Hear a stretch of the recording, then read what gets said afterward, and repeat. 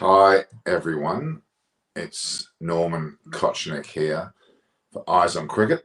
We're going to be joined very, very shortly by Chris Vernon, and Keshaw is coming as well. We might have some more guests, we'll see how we go. We've just witnessed I would argue, somewhat of a shock. I certainly predicted that Punjab Kings would be thumped by Royal Challengers Bangalore, but I was wrong. In fact, this bowler Bra has come out of the woodwork. He certainly has played in the IPL sphere before, but this is a standout performance on him. He's man of the match, having taken the wickets of Kohli, Maxwell and AB de Villiers in short succession and really turned the match. Also batted quite admirably towards the end of their innings as well. Rahul's 91 and the likes of Gale and his 40-odd certainly had good strike rates and batted particularly well to set the scene initially. But realistically, RCB should have won that match. They should have batted a lot better and should have batted in a canter, but they didn't. Let's hope that this performance by RCB is a bit of an aberration. It may not be. There's been weaknesses actually provided in the team, and I would argue that RCB will need to get their act together somewhat and work out where their batting fits.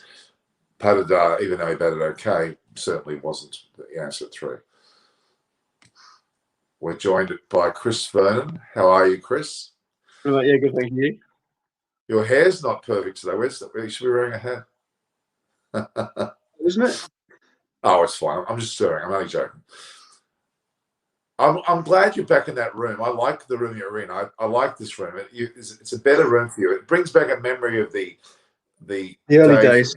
It won't be here for long. I'll probably be back in unless I move about all the time. But it's my old room, and I've got a laptop here, but then I've got a big monitor screen. It's like a widescreen telly that I work off, and it's just a bit too snug here. Whereas in the other room, I've got a big desk. So, right. No, I think this room brings back that memory of our little scoreboard that we've actually let go. We used to have that. We may need to resurrect that, I think, for the end of this series. It's still somewhere. I've still got everything pinned up on it. So, did we make any predictions? But we didn't make any predictions about the IPL back then, did we? We were talking more about. We predicted what the final table would be, I think. Did we? Yeah, I've still got them somewhere. Yeah. I mean, you would have had RCB in that, but after today, it wasn't a good day today, was it, for RCB? No, but they're still comfortably clear in that top. They've still got 10 points or whatever. They'd probably have to lose 4 or 5 games in a row to not qualify. I know. I'm by no means suggesting they're not going to qualify. It's still going to be the top 3 of CSK, DC, yeah, it looks like, yeah. and RCB. I can't see that changing. Mumbai Indians better be careful because we know they've got the talent, but Punjab Kings is probably the only threat to that top 4, really.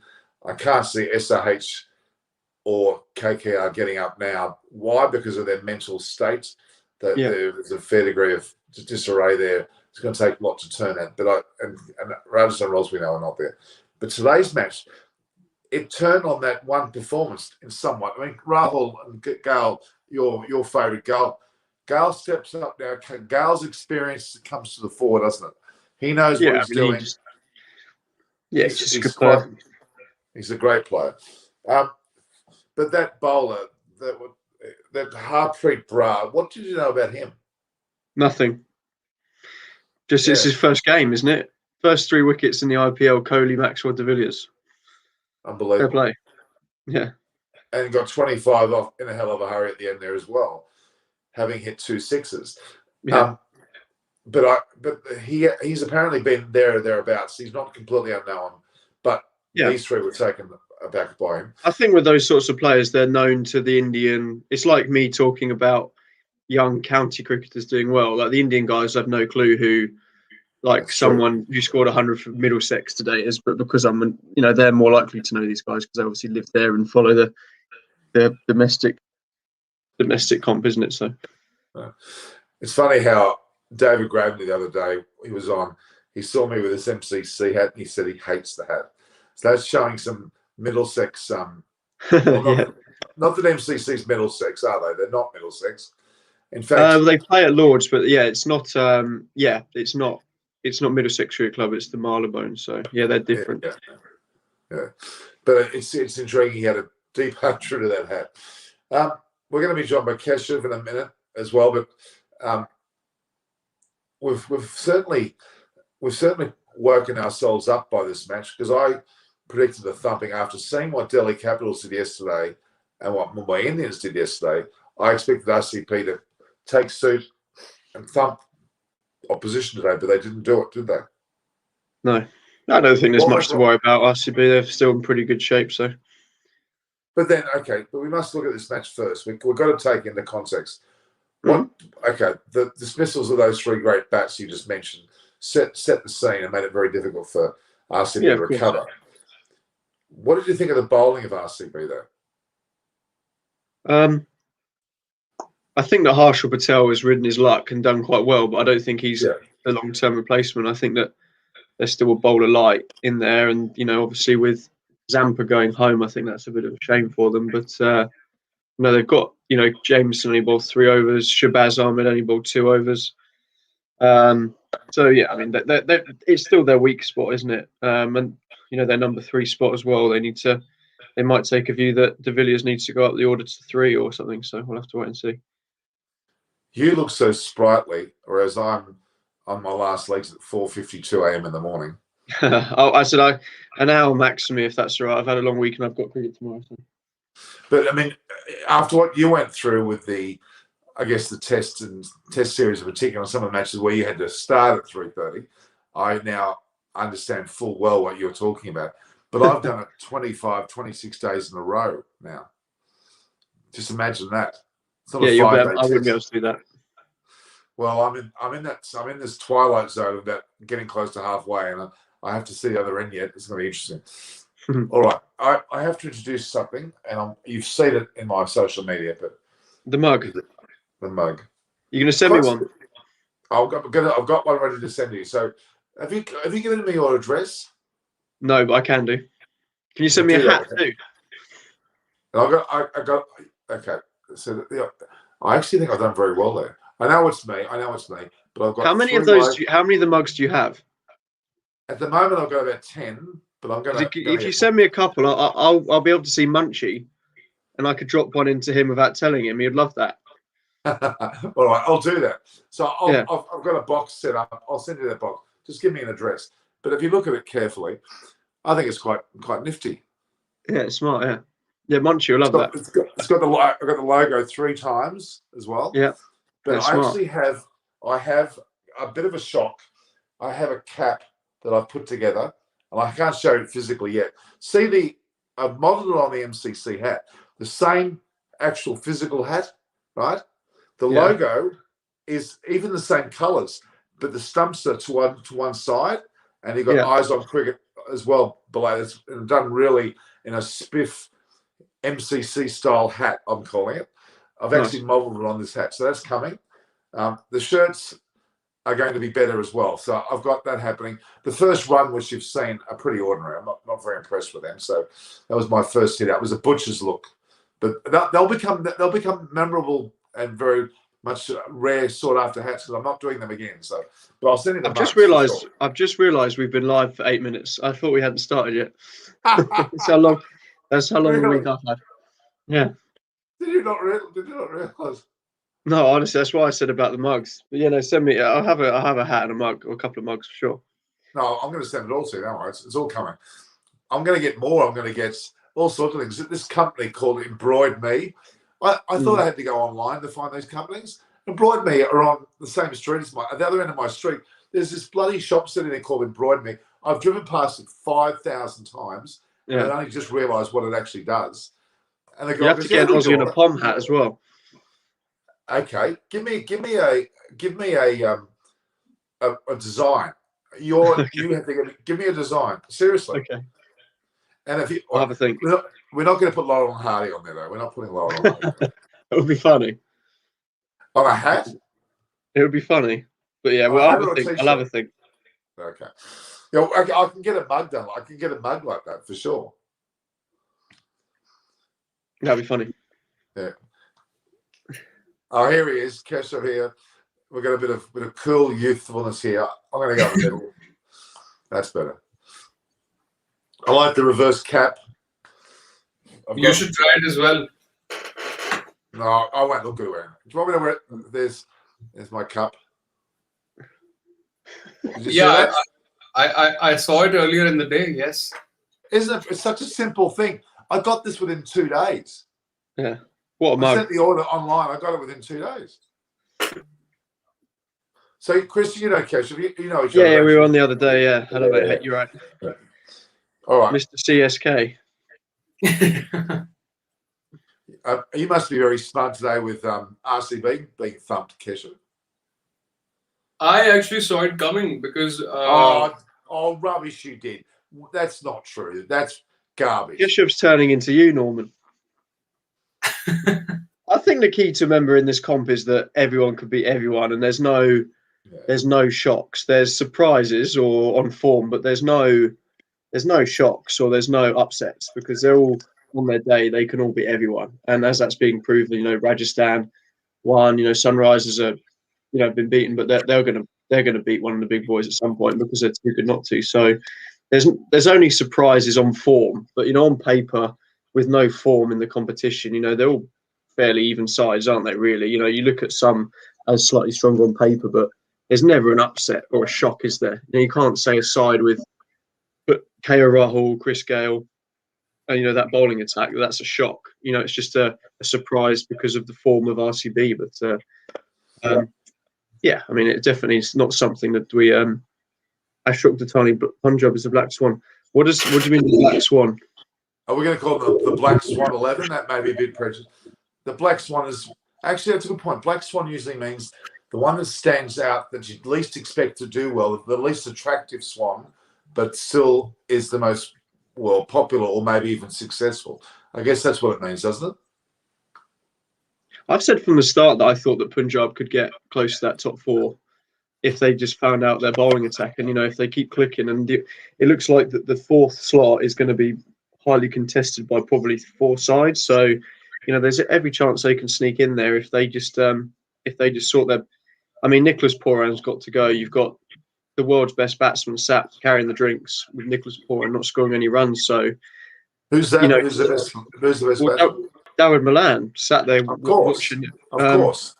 You just think watching today that surely, and I don't know what Keshav thinks, like Gale opens the batting, Malan bats 3, and is it R. Singh? Did he open the batting? And Chris Gale has to be one of the most destructive players in the world. You've got to give him the power play. He did it today. He hit 32 off 2 overs. Just get him in there from ball 1. Gale and Rahul open, Dawood Malan bats 3. That looks far better than what it is at the moment. Absolutely. Yeah, but the thing is, once Mayank comes back, he has to open. I mean, he can't really play in the middle order. So if you want to stick with Gale opening, then maybe KL Rahul might have to go down. Well, that's not going to happen. He's the 450s in the comp. He's the orange cap. Luckily, all the fans and people who comment here say that KL Rahul blocks it. Well, 90 odd or 50 balls. Imagine if he teed off. Imagine how quickly he'd score if he didn't bat so slowly. So, once again, he's another match-winning performance from the skipper, and just showing how good he is. Hitesh Basi, I'm not happy with you. I wasn't going to even mention the name Meredith today. He bowled well, okay, but he's still crap. All right, he's still crap. But sorry. Do you think if they play Malan, and then if Mayank is also back, then they have to keep Mayank, Rahul, and Gale in the top 3? So, do you think number 4 will be a bit too low for Dawood Malan? No, possibly. I think it just depends maybe on match situation, or I don't know. Yeah, I think that Malan. I think that your 4 or 5 have to be sort of the more explosive guys. Your Maxwells, your Pants. Those sort of guys, Manish Pandys, Sanju Samson's, he's batted at 4 in the past. So I think that if Malan plays, he probably will bat 3. Whether or not you could put Agarwal at 4, open with Gale and bat Malan at 3, I don't know. They've got some decisions to do, but Pooran's got 4 noughts and 6 knocks. So, they need some stability in there. And although Pooran on his day is much more explosive than Malan, Malan is going to consistently score runs. well, that's what he's proven he's done. So they need to work out what they want to do with it. But I imagine that surely Milan comes in for the next match they play. So just quickly, the way that Chris's English is, the way he pronounces, I heard managed panties rather than managed pandy. Is that managed pandy? Whose panties are you managing? Well, not Manish's, hopefully. Sorry, it did sound like you were managing someone's panties. I'm sorry. That's right. All right. Okay. Anyway, quick. Meredith's injury, how bad was it? Hopefully not too bad. I mean, he hobbled off, and that's the sort of one, if it's caught him on the knee or the top of the shin, then it probably swells up like a balloon. But if you get ice on it and give it some massage, and hopefully it'll be okay, and he's not done any damage. The fact that he walked off and, in a game that was a dead rubber in the end when he did, hopefully means he'll be okay. But this is a very relevant point. Kohli doesn't like left arm spinners. It's happened again today. Actually, I wouldn't read into Kohli's dismissal as much today because, at that time it was just like the strategic timeout just got over and they were like 60 in 10 overs, I think, and they needed more than 12 in over after that point of time. So he had to go for it, and the ball also kept low. But more than Kohli, I think AB is struggling in left-arm spinners historically. If you remember, Krunal Pandya has got AB out a few times. Actually, he's made his money in the IPL, and AB got out to him today as well. But I think the ball of the day out of the three was against Maxwell. I mean, what a ball that was, Norman. Oh, it was a complete corker. Seriously, yeah. That probably was the match turner right there and then. That really was. Getting out Kohli was big enough, but then following it with that delivery and then subsequently getting out de Villiers turned the match. That's why he was player of the match. Can you not opt for this strategic timeout? Can you opt to not have it? No, you have to have it because, of course, we all know it's for advertising and all those things. But I think there are windows where each team can take that. If I'm not wrong, the first one is from 6th to 9th over, and the next one is from 13th to 16th. So one is for batting team, one is for fielding team. So you have to take in those windows necessarily. You have to take. You have to take. You have to. If you will not take, the umpires will automatically say it's the timeout at the last over of that window. You have to, between overs 5 and 8 or something, isn't it? And then the bowling one between 12 and 16. It's something like that, yeah. Okay, but don't you think it was pivotal to the reason why RCB actually had to turn around at a loss? Because wickets fell around that time. No, but I think they needed it as well because they were going at run a ball, and that partnership needed a thrust because, Rajat Patidar was going nowhere, and everyone actually expected for him to either hit out or get out, and the opposite happened. I mean, he was still there when all AB, Maxwell and Kohli had already gone back to the pavilion. So, on my show, I was discussing this. There are stark similarities between both these teams, actually, if you compare on paper as well. So, KXIP, I keep saying KXIP, PBKS, they have Rahul, Mayank, Gale and Pooran as their premium batsmen, right? And then RCB has Padikkal, Kohli, AB and Maxwell. In the bowling as well, if you see very like for like guys like Chahal there, Bishnoi here, Shami, Siraj. So, so many similarities. So, do you think that where actually RCB is lacking behind is lack of somebody like a Shah Rukh Khan or Huda, which they have? Because here right now, Patidar is not really working out at number 3. He's either playing a runner ball or he's actually very early. Absolutely awful. He's destabilizing the team. And just be with me here. So they have Shahbaz Ahmed coming at 4 down. That's as long a tail can get. I mean, that's worse than Jai Richardson batting at 7 for Punjab or Pat Cummins batting at 7 for KKR or even Coulter-Nile batting at 7 for MI. I mean, that's a longer tail. So I think they need to figure this out. Every year, RCB has the same problem. They depend on Kohli and AB, and now they've got Maxwell. mind you, who is not consistent. He will be a hit or miss kind of a player every game. It's 50-50. You won't know which Maxwell will turn out today. Well, today was a great example where RCB were exposed. Let's be honest. It's a great example how to beat RCB, and they've done it. Now, the Chris Vernon fan club, am I able to put that message up, Keisha, or is it rude? Which one? That one's okay. The one above it that has something in, is it Urdu or Hindi? I don't know. What does it say? Yeah, the one with all the hearts, it has some spam words, so you don't want to put it on. Is it something that we talked about the other day? Yeah, he's saying, where were you all these days? Were you doing what he mentioned the other day?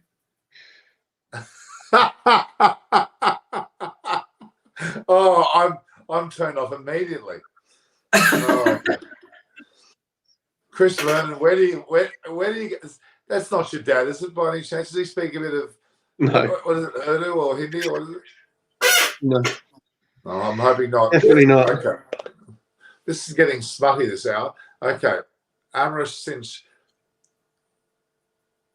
Okay, we'll go back. Milan's got a comment that he's made earlier. Let me have a look. Milan's about really Chala, maybe? Yeah. I thought that Kohli would play a little more freely as he's opening up. It seems he is not quite there yet. And he is struggling against specific spinners, even though he has all the techniques. It's true. Kohli has been off for some while. I don't think he's played well. I mean, he hasn't scored a century in how long now? He hasn't scored a century in a long time. That was November 2019, the last century. But Kohli right now is in that zone where KL Rahul was a few innings ago, because even Rahul was playing a bit of conservative and timid sort of cricket in the power play, especially, and that was because he didn't probably had confidence in the batsman to follow, because Pooran was completely out of nick, and then there was a hit and miss kind of a 41-year-old Gale, and then Huda and Shahrukh are relatively new, and I think Kohli is now going through the same thing again, because Patidar or anyone at number 3 has not worked. Maxwell, again, as I said, you don't know what kind of Maxwell would turn out on a given day. And then you really just have AB as the only reliable batsman after it, because your tail is starting at 6, more or less. I mean, you cannot really expect Jamieson or Harshal Patel or Shahbaz Ahmed or even Washington Sundar to come at 6 and rescue you from a collapse, or go bang bang at the end if you're batting first. So I think RCB actually lost this game at auction table rather than tonight.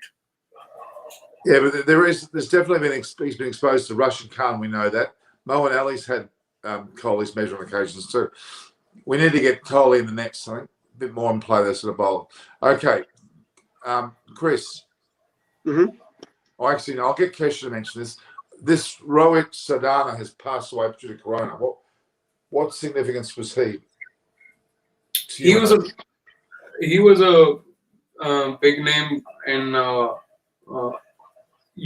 this channel Aaj Tak, right? Part of India Today. So he was one of the main anchors on one of their shows, and he was just 42. He had got COVID and he died of heart attack actually. So yes, may his soul rest in peace, and may the Almighty give strength to his loved ones to cope up with this bad time. We spoke to Debas, or at least I spoke to Debas before I went on air today, and there are COVID cases around his building. Some very severe cases where people have not got the money to go to a hospital. They're basically at home, slowly dying. I'm very concerned. I don't know what it's like where you are, Kesha, but in other parts, or most parts, it's getting worse. Even today, I believe it was worse. Even the figures have gone even further upwards. It's quite scary. Yeah, it is. What about the IPL? Are they going to change their mind, or are they going to continue? I think they're in too deep now. I think they're too far in. I think that, let's face it, the only reason, and some people, it's a money motivated thing, and I agree with some points that they're saying that it actually is a good boost for morale to the people, being encouraging to stay in and watch the cricket, and it's keeping them going. And I understand that, but it's such a big money thing. In my opinion, it will keep going until one of the sides picks up 3 or 4 cases, like happened in the Pakistan Super League. As soon as Rajasthan or RCB or Mumbai or Chennai get 2 or 3 cases in their squad, they'll have to can it. So, I mean, I guess it's a tough one, isn't it? But I'm surprised it's still going on. But there was talk in the press today that they're going to have to swap the World 2020 from India to Dubai. Well, that's going to happen, isn't it? That's going to happen. I cannot see that not happening. The problem is that they might not want to change it, but England, when England say we're not sending a side there, when Australia say we're not going to send our team there, you potentially not got a tournament left, because I don't see international sides wanting to send their teams over there while it's currently the way it is. So, yeah, I mean that's obviously the I know what. Let's have it in Australia, and then we can deny access to India, England. And it might give you a chance of winning the tournament then. That's right. That's what. Of course, I'm thinking that. Just let Ireland, Scotland, Oman, and you might beat them. Oh, I'll probably throw New Guinea in there as well. We'll let New Guinea come. Today there was a news as well. A source from BCCI was quoted saying that we have got UAE as the backup for World Cup. Yeah, we just said that then. They'll have to change it, Kisha. They can't possibly. They'll have to change it, because countries won't send sides. They'll just say no. It's still 6 months away. Things can. Yeah, October end. Yeah. So that's problem is we've seen in this country that, I don't know, it's slightly different and your population's a lot bigger, but the numbers of it will probably take 6 months just to level out or start to decline.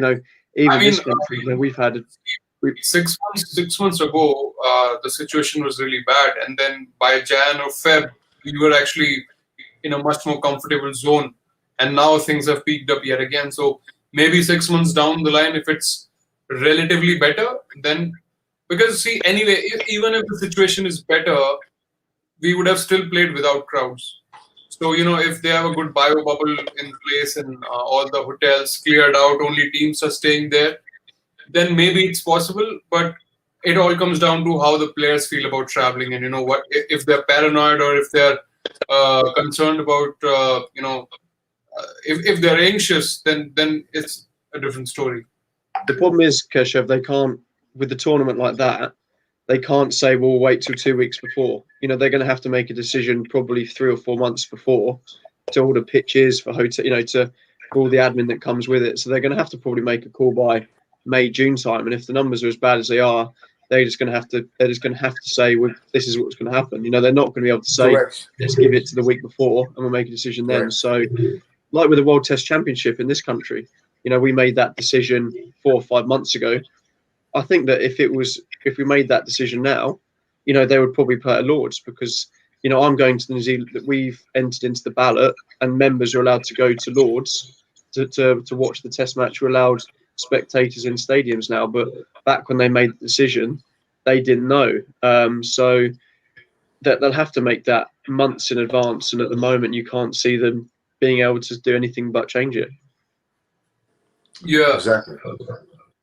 See, that's why they have these backup options in UAE, and I think Sri Lanka is also a possible backup.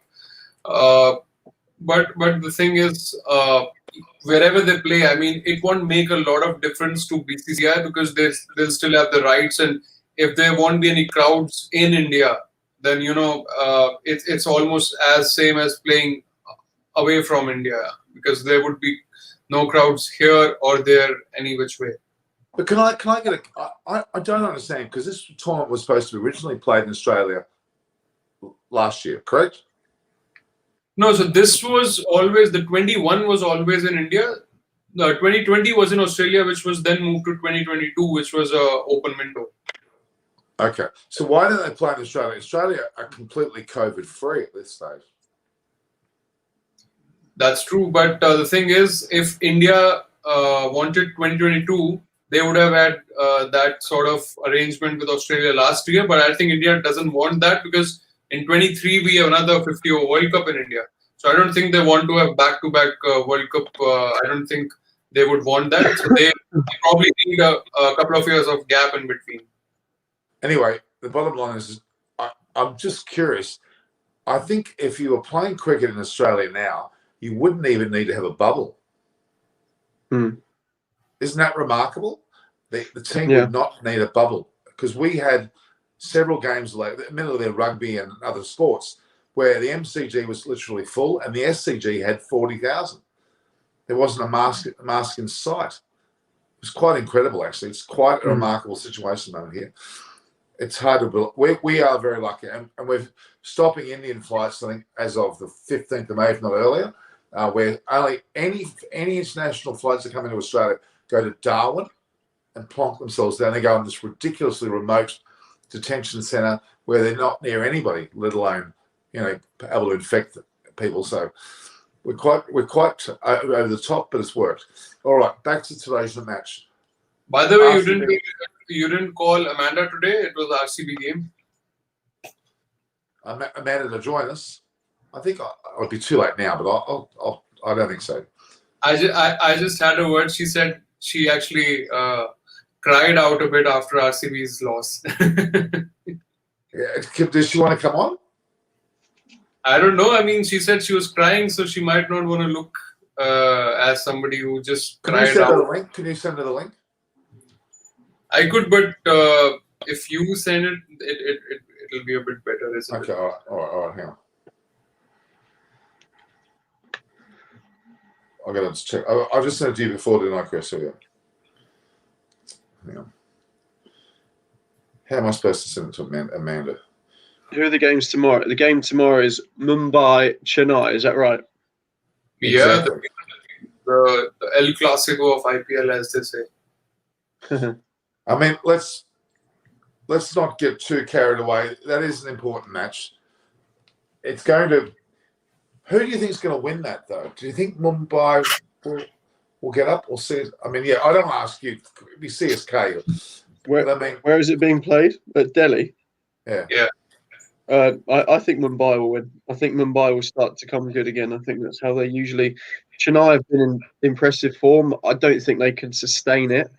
They're going to lose a game. I think they've won 5 in a row, and that 6, 7 in a row doesn't happen very often. So I think for the good of the tournament, I think Mumbai winning will be good and start to sort of. You don't want the top 3 sides just to run away with it. You want to see Punjab, Mumbai clawing their way back towards it, just for the a good race to the top 4. So I think Mumbai will be good tomorrow. I think I think their spinners, although Jadeja and Moeen, will have a good impact. But I think Mumbai's bowling attack at Delhi is probably just going to outpitch Chennai's. Yeah, I mean, okay, let's just surmise that Mumbai win that. What happens to the table? They go to 8 points. It'll be 10, 10, 8. 10, 10, 10, 8 it'll be. And then 6. Okay, so CSK would still remain number 1 even if they lose, I guess. Yeah. But do you see a chink in MI's armor now that they have put Ishan Kishan out of the team? So that means Krunal has come up, and number 7 is either Nathan Coulter-Nile or Jayant Yadav. So the tail gets a little bit bigger than it was. So maybe that is one area which Dhoni and Fleming could exploit.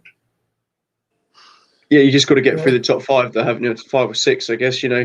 Sky Yadav's been batted well, but is probably short of a big score. Rohit's the same. He's got a 50 or 2, but he's due a big score. The Cock obviously came back into form in the last game, so they're hoping that if they're, I guess with these IPL sides, it's the same with RCB a little bit, and the Sunrisers, they back their top 5 to do the job. You shouldn't be relying on 6 or 7 off. If they can come in and do a job or a cameo, then that's great. But it's very rare that they'll be prepping for their 7 to come in and win a game. They'll be saying our top 6 will win this game. And if we need number 7 to come in and whack a quick 20, then that's great. But they'll be hoping that Sharma, De Kock and Sky can do one of them gets a big score, then they're going to be in a good position to win, aren't they? Would Chris Lynn be able to be swapped or bargained off? Because Well, he needs to play for someone who's going to use him, for God's sake. Yeah, well, Darren Milan's the same. Yeah, I know. But Quinton did well last game, so I think that was his last chance, and he grasped it. So probably he'll continue now. I think there should be a rule. Undroppable. But I think that a player who's been fit and ready for the first, let's say, 7, 8, 9 games, or whatever it is, they should be automatically forced to be on the swap list. That's what I reckon, because it's clear then that a team is underutilising a player, perhaps tactically, so as not let him play for another side. And if that's the case, expose it by putting him on the swap list. What do you think of that? Isn't that fair? I mean, if they don't play Milan for the entire tournament on the basis of him being stopped from going to another side, well, that's completely against the grain of... Maybe they could do it after the halfway game. Maybe they could have after halfway, each side is allowed to swap one player or just one player. That window is already open. The transfer window is already open. No, that's right. But I'm saying, but everybody's been forced to have it. It's not based on being forced. It's based on putting your hand up. And I think a couple of teams have already played half their games, 7 games, I think. And by tomorrow or by Sunday evening, we'll have all the teams at 7 games each. So is 7 half? They play all 14 games? Is that what they play? Yeah, 7 is the exact half of it. Yeah. So 7 is the halfway mark, which is virtually now. Yeah, you're right. I think they need to make that mandatory. If a player has not been utilised in the first 7 matches, as long as they've been fit, then they should be considered for another team to allow that to be a fair competition. I think that's a great rule if they brought that in there. Obviously haven't. So what if a player wants to be put on the swap list, but the team doesn't want him to be? Does that play a role? No, I don't think players have a say in it. A player only has a say when they want to change the team after the season ends. And if there something which happened with Ajinkya Rahane, actually, he was with Rajasthan earlier and then he moved to DC. So teams can have these kind of things done internally before the auction as well sometimes. So they can be traded off either for player to player or on money basis as well. Something what CSK did when they got Uthappa from Rajasthan. So it wasn't player for player; it was funds for player.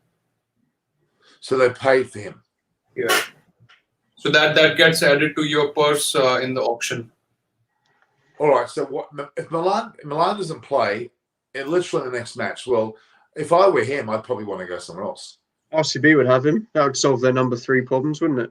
It would. No, but where will they play? Because they already have somebody like a Finn Allen for that spot, but they're not using that spot, isn't it? They're just wanting an Indian player to fill it because they want to play 2 bowlers after Maxwell and AB.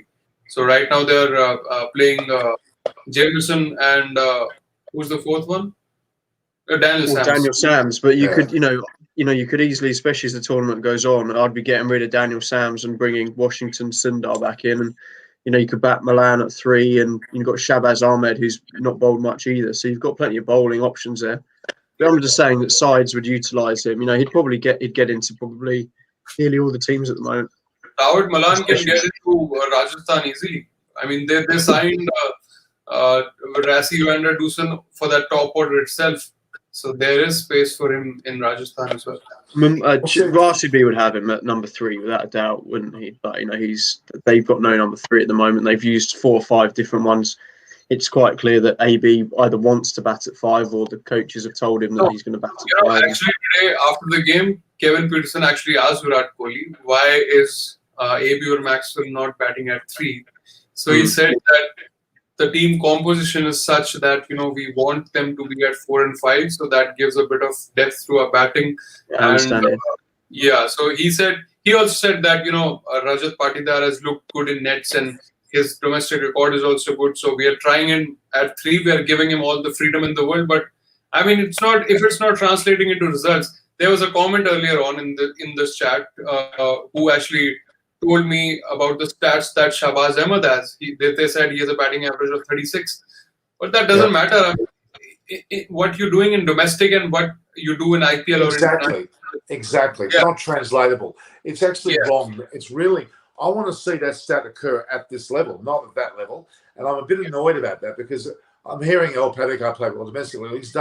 He's been, in my opinion, awful. He's actually destabilised the batting lineup rather than stabilised it.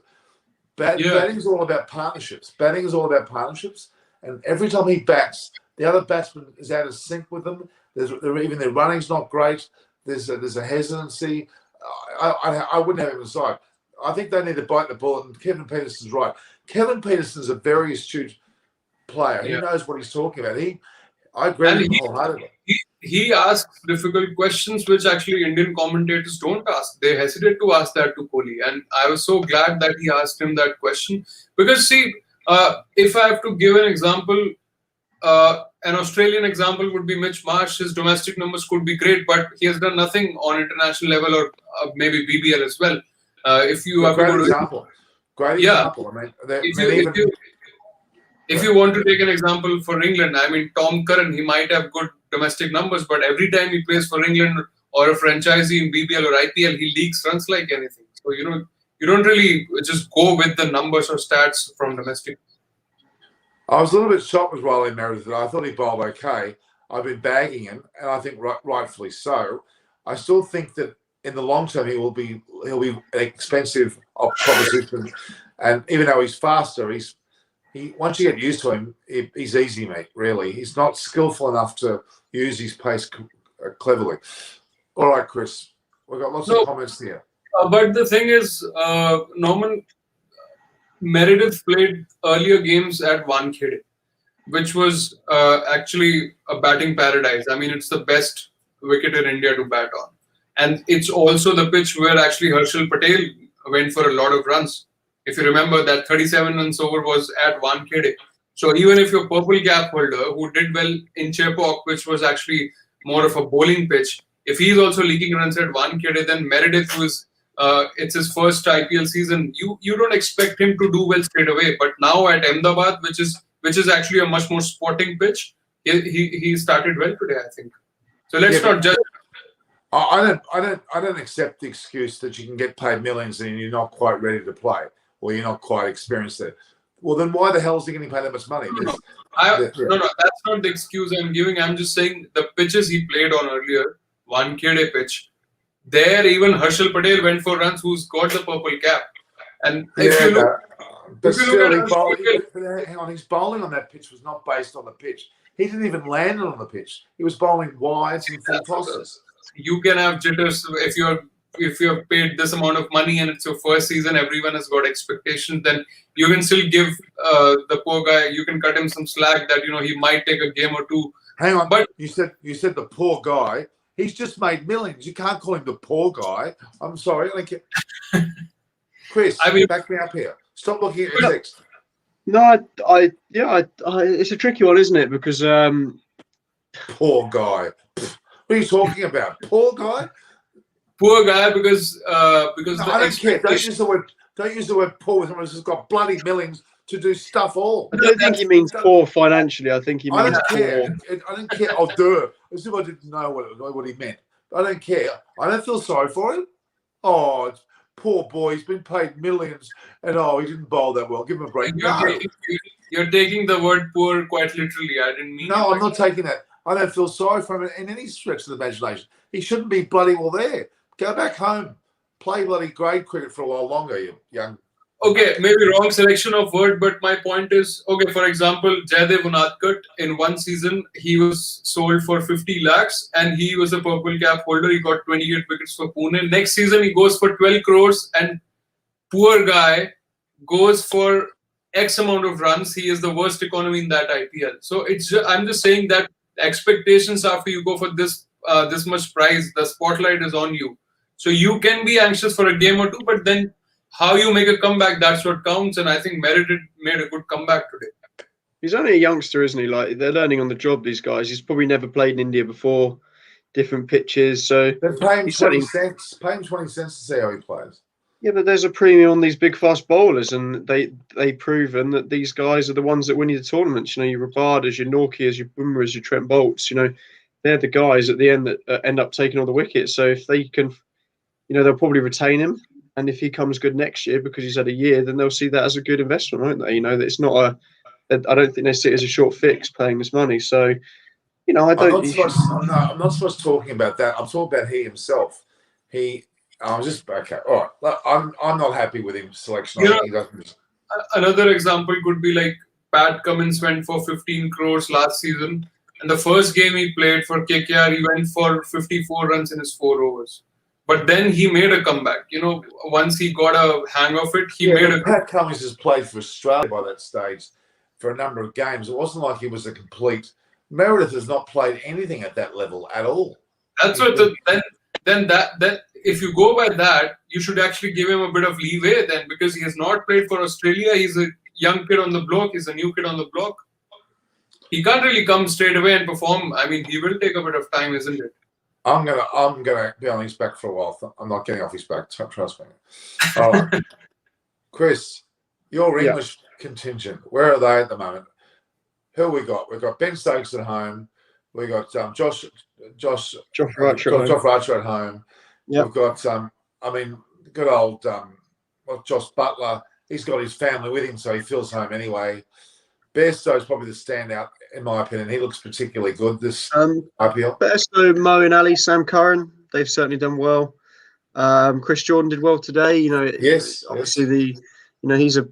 You know what you're going to get with Chris Jordan. You know, unfortunately, with what his skill set is, you know, he bowls at the death. So, you know, half the games you're going to get whacked. You know, it's people have a go at these guys when they get hit at the death. That's part and parcel of the game. You know, sometimes you are going to get whacked. So, you know, he contributed the other day. He got a 30-odd not out at the end. Yeah, the English guys are doing okay. Owen Morgan has come into the tournament. You know, at some point, Josh Butler's going to. Owen Morgan has not come into the tournament. What do you mean? Okay, he won the game. He won a game for his team the other day with the bat. You know, in a perilous situation. I'm not saying he's had a great tournament, but he's contributed to a win. So you know what? coming into coffees in this cup taste beautiful. Must be the cup. Must be the smug. I mean, the cup. Must be the smug. Smug bug. All right. Okay. So okay. All right. The English have done pretty well. Look, if I were to rate a country in terms of a country contingent playing the IPL, my first pick is South Africa. I mean, Faf du Plessis, oh my God, he's had a sensational tournament, hasn't he? He's probably the only one, though. You know, Rabada's probably not had his greatest few games so far. Morris. De Villiers has done pretty well. De Villiers, of course, yeah. Imran Tahir's only played one game. Norkie has not played a game, so Morris and Miller. Yeah, they've done okay. Yeah, I think all the overseas. I wouldn't say that any countries overseas are. But it's difficult because in terms of world cricket overseas, you've only got 3 or 4 countries, haven't you? You've got West Indies, Australia, South Africa, and England. There's no Pakistan. There's no Sri Lankans. There's no Bangladeshis.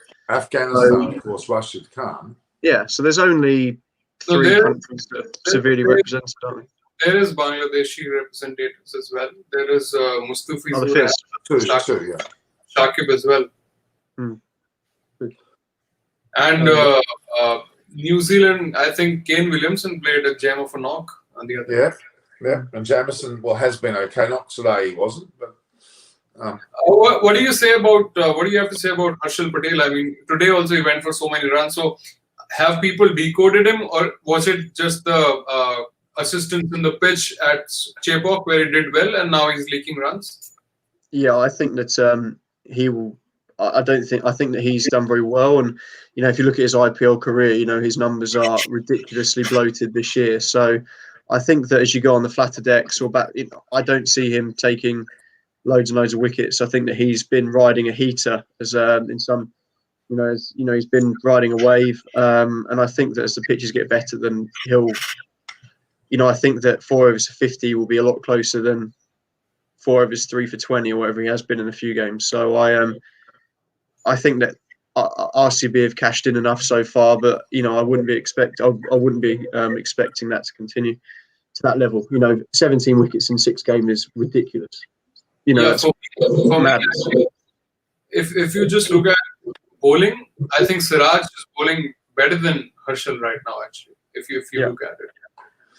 Yeah, I mean, look, we can't knock him. We can't bag him. He's done fantastically well, Harshal Patel. Let's be honest. I mean, if he had a bad day today, it's not.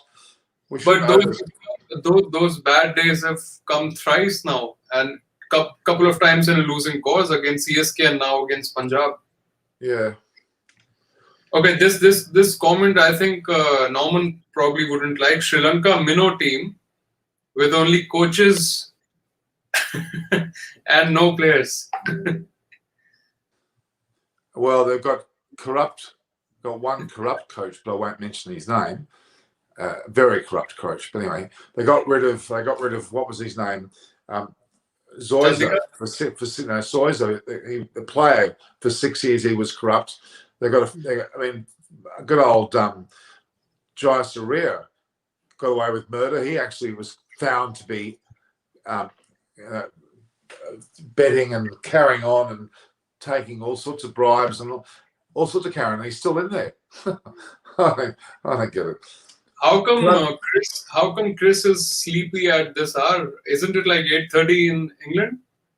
It's 8:30. I've just had a busy week, if I'm honest. The work's been busy, and I played cricket yesterday, and I'm just been a long week. How many runs do you get? I didn't bat yesterday, so it was an MCC game against my old school. I didn't bat. We've got a few new members who had a bat, but I opened the bowling and got a couple of wickets.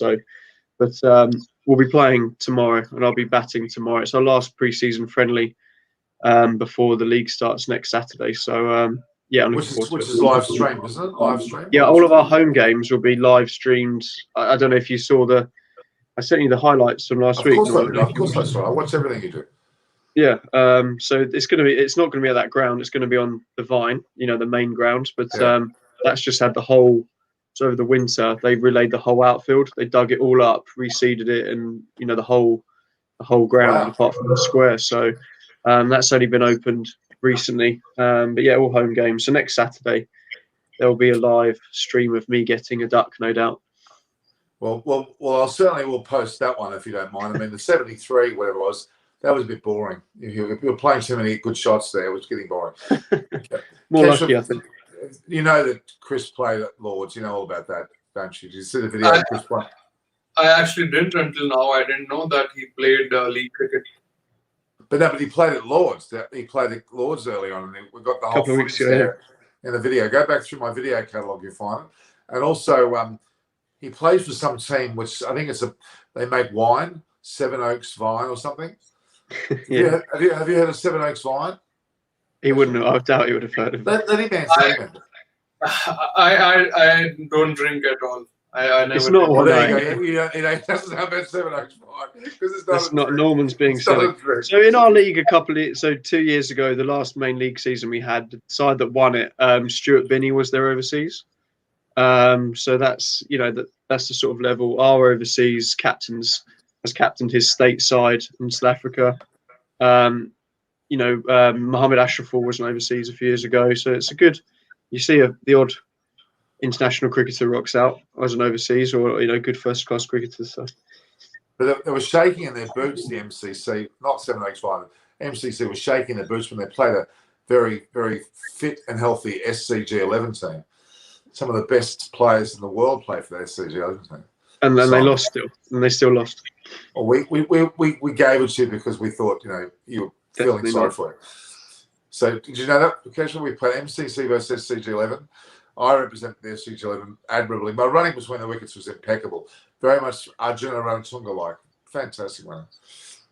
Probably I actually got a question on my stream today, which I would want to ask you and get your answers as well. So the question was, why do IPL have more uncapped players from Australia and BBL and not from England? Because England also has NetWest Blast, where a lot of T20 players emerge. Somebody like a Lewis Gregory or like a Liam Livingston, they have all come from there, isn't it? But still, we see a lot of uncapped Australian unknown players who do well at BBL getting paid big bucks at IPL auction. So why is it the case that English players actually don't get that kind of a spotlight? I think it's because the 2020 competitions in the respective countries, the Big Bash is nearly as big as the IPL. I'm not saying it's as big, but in terms of a competition they've done it very well. You know, it's 8 teams or 7 teams, whatever it might be, and so there's a lot.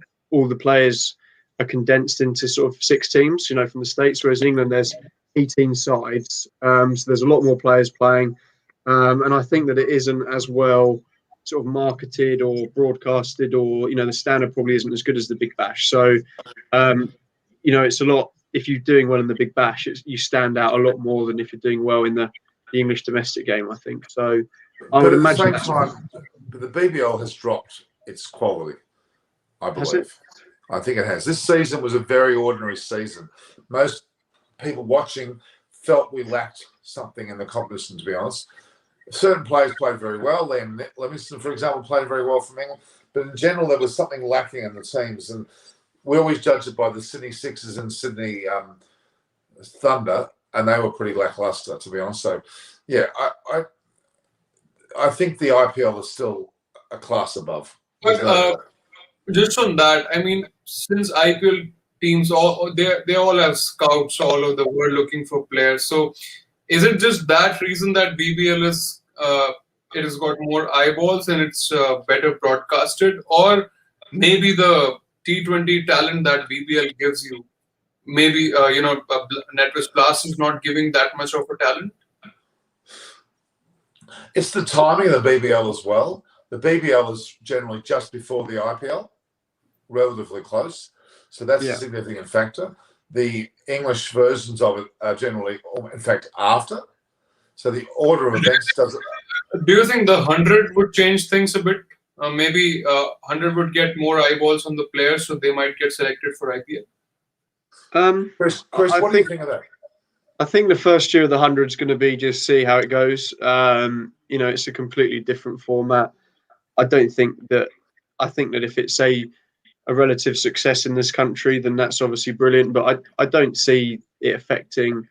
I don't see the IPL guys looking at it and saying, you know, we're going to pick him off. You know, I think that they'll want to try and be a bit more, maybe 2 or 3 years of it. You know, it's a similar format, and ultimately what they're looking for is blokes that can bowl 100 mile an hour, hit it 100 meters. You know, that's ultimately what they're looking for in 2020 cricket, really, isn't it? I think that the 100 will be followed in this country and scrutinised quite heavily, but I don't think that they'll be looking into player performances massively. I think that the players that do well in the 100 will be the same players that do well in this domestic 2020 and the IPL and the Big Bash. So I don't see you having 100 specialists. You know, it's going to be the same players playing in it, so they're going to do well in everything else as well, aren't they? Are you a fan of the 100? Did you think they needed this another format? From a purist point of view, I don't like the idea, just because I feel it's quite gimmicky. But you know, from a cricket point of view, if it's a way to encourage kids to start playing cricket or to take an interest in it, it's going to be on free-to-air telly. So I don't know what the situation's like in India, but a lot of the football, rugby, cricket is all on like Sky Sports. So you have to pay to watch it. So the 100 is going to be on free telly, beat the BBC. So it will be in all the households. You know, anyone will be able to watch it. So if it's a way of getting the grassroots kids and people into cricket who wouldn't have access to it because they don't have Sky, then it has to be a good thing, right? So I'm open-minded to it. From a cricket point of view, I don't really like the concept. But as I said, if it can get more people playing cricket, then fair play. It has to be a good thing, right? Yeah, but it's had a bad start. The fact that its first year was in the middle of COVID, it basically didn't start, and now it's starting this year. When does it start? It'll be July time, probably. Yeah, it's a fair way off. The other day I read that all the stats from the 100 would be counted as T20 stats. It will be added in your T20 career. So okay. I don't know. Yeah, that doesn't really make any sense, isn't it? I mean, you're playing a different format with different rules, but all those stats will get added to your T20 career.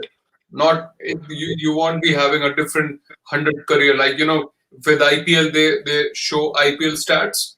I don't think they'll be showing 100 stats. It will be added to the T20 stats. So that's bizarre. They're going to have to do that at some stage. I reckon they're going to find that a mistake, a huge mistake, because it isn't the same game. It'll be different. Anyway, Did you notice, Chris, that I've got a fan club now too? Yeah, probably you've made it yourself, haven't you? No. No. It's actually the same guy that's put the Chris Vernon fan club together. Oh, well, I'm sure. Because he's actually putting naughty comments in between good comments, isn't he? Again, is that right? That's right. Huh? That's right. Yes. What does the word after India mean? Where? Which comment? Hugh Love from India. Love. Yeah. You don't want to read that out. Okay. All right. So be careful, Chris. Chris, what? That actually translates to dick. Oh, okay. Thank you. I needed to hear that.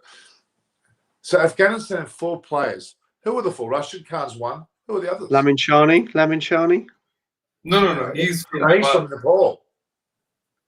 Isn't he from Nepal? He's from Nepal. See, Mujib, Nabi, and Rashid are all in SRH. Yeah, and Nabi, yeah. I don't think there's a 4th one. No. I don't know which comments to pull up anymore. I've got to read them carefully. I have to be careful. This Milan from Austria. He has a lot of time on his hands. He brings up these stats quite often. Chris, can you read it? Yeah, Siraj has bowled the most number of dot balls this season with 74, an economy of 7.34.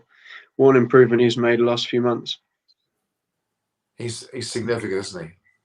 That last over he bowled to punt, where they won the match. That was pretty impressive, wasn't it? Yeah, I think it's since he made his Test debut in Australia and whatever he went through, like his father passed away and all the abuses in Australia, I think that probably made him a bit stronger as a character, and that is now showing his bowling. The confidence is being translated to performances. Yeah, it's just, as I said, it's confidence, probably not worried about his place in the side. Probably previous years he's thought, if I have 1 or 2 bad games, I might be dropped, whereas now he's the leader of the attack. He's not worried about being dropped. He knows he's going to play every game that he's fit. So just that peace of mind, peace of mind and that confidence, as Kushav said, that confidence in his ability. Played for India. It's amazing what it can do to someone like that. So no, he's impressive. He's keeping. There's a real baptism of fire in Australia. Yeah. Siraj went through a real baptism of fire. He was egged on so much by the crowd, you have no idea. And he's also keeping out Navdeep Saini out of the team. I mean, if you go back to last season, Saini was actually the preferred bowler. Even Umesh Yadav, back then he was in the team. He was also being played a bit more than Siraj. But now, and actually somebody like Umesh Yadav can learn from Siraj.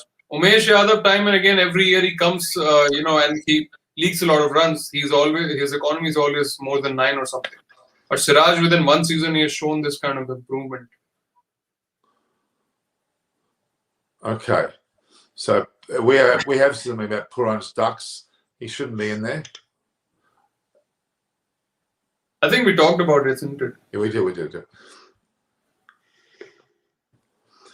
So I don't get Chambers in as so. There's been a bit of discussion about what India gets on television. Generally, they've got very good connections to international sport, though, haven't they? India's got thousands of channels that tend to cater for that, and there's also the live streaming on various platforms as well, where you can just make it any sport anywhere in the world if you live stream off a social media platform. Actually, we don't get BT Sport in India. We don't have Sky or Willow, all these channels. So whatever Star or Sony is showing, we have to, make peace with that. But if you go onto a social media platform, for example, the West Indies, both on YouTube, both on Facebook, almost every platform, they got the entire match playing, and they use that as it's quite cheap for them, really, to use that, isn't it? Yeah. They don't need to pay money to air it elsewhere. All right, Chris, you're gone quiet. What are you doing? Nothing. No, I'm just listening. I'm reading the comments. Okay. We talked about Brother Spinner a little bit. Is he quality, or is it just he had a good day? Well, he certainly had a good day. Yeah. I don't think he's that good. I think everything clicked for him today. He seemed to bowl. He got a great. Well, I wouldn't call it a fluke, but it was a great delivery that got Maxwell out. He seemed to be the fact that they haven't really been exposed to him much. That he played on that fact. I think give him another game or two, he'll be found out, and he will lose his status. It's often that first game wonder, isn't it? Where you tend to get everything. If you bowl well enough, you tend to get a bit of success due to the unknown factor of how you play. Same time, good luck to him. I think less said the better, and let's see in 3 or 4 games' time. Let's make an early decision. Make an early decision then. Oh, for sure. And he batted well as well. If you remember that partnership, he did. His Actually, was important with the bat. He did. Is he an all-rounder though? I thought he was just a bowler. He's a bowling all-rounder. Right. He can bat a bit. I mean, he's not somebody who would do this every time. But whatever he did today, I think he first surprised everyone with the bat, and with the ball, he had a dream day. It's funny. Someone's made a comment at The Great Cricketer. The Great Cricketer is a good Aussie show, and it's got quite a bit of an Aussie following. It's not bad, but I think it's slightly. I don't want to say it's overrated, but it's very Aussie-centric, which may be a good thing. All right. What about Steve Smith? He didn't get much of a go. He didn't bat at all, did he, for DC in the previous match? Did he not come in? I can't remember. It was yesterday, wasn't it? I remember Cummings took 3 wickets at the end, but I couldn't remember. No, he batted. They batted down 3 down, so they batted the first 5 batters, and Smith came in after that, which is intriguing. I mean, they had the goods, didn't they? They basically absolutely creamed them. They won the game with 21 balls to spare, which is quite a luxury. Certainly. Chris, I think Steve Smith's role on that side is to bring some stability if they lose an early wicket. He's not there to come in with 5 overs to go 150 for 1 or something. So it just depends on the time. If there'd been 10 for 1, he would have come in at 3. So it just depends on the situation. But yeah. But it is ironic with Steve Smith because he can get a very high strike rate. He can bat fantastically. He can put another gear on. He can do that. People don't even credit that. He's actually not all that bad at that role to come in and finish a match at all. Okay, this is the $1 million question. Today, actually, people were comparing Harpreet Brar's action with Daniel Vettori and Monty Panessa. So, did you see a bit of both in him? Honestly, no. Okay. Not at this early stage. The kind of flight and drift he was getting, that was it had a bit of Vettori, but I'm not sure about Monty in the action. And Monty was very much more aggressive. In fact, Monty Panessa Monty's actually working with me. I'm trying to get him to play grade cricket here in Sydney over the summer, and he'll be a part of commentary as well. So he's still a great player. He's still fairly fit and capable. And look, if England were down a bowler or 2, I'd throw him in. No. What do you mean now? He's still in his 30s.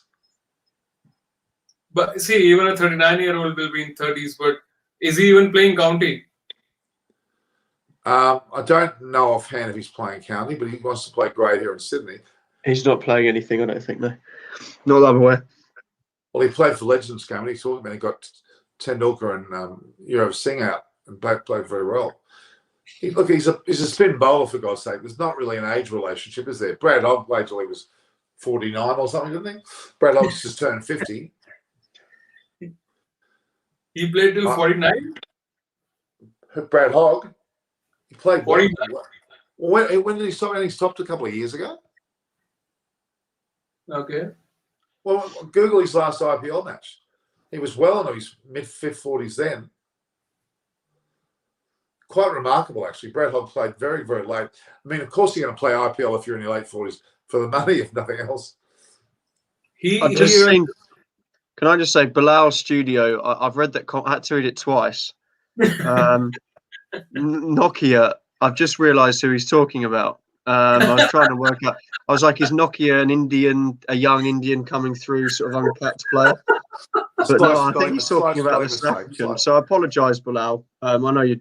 Obviously, it's just a mistake. Do you want to put it up? Yeah.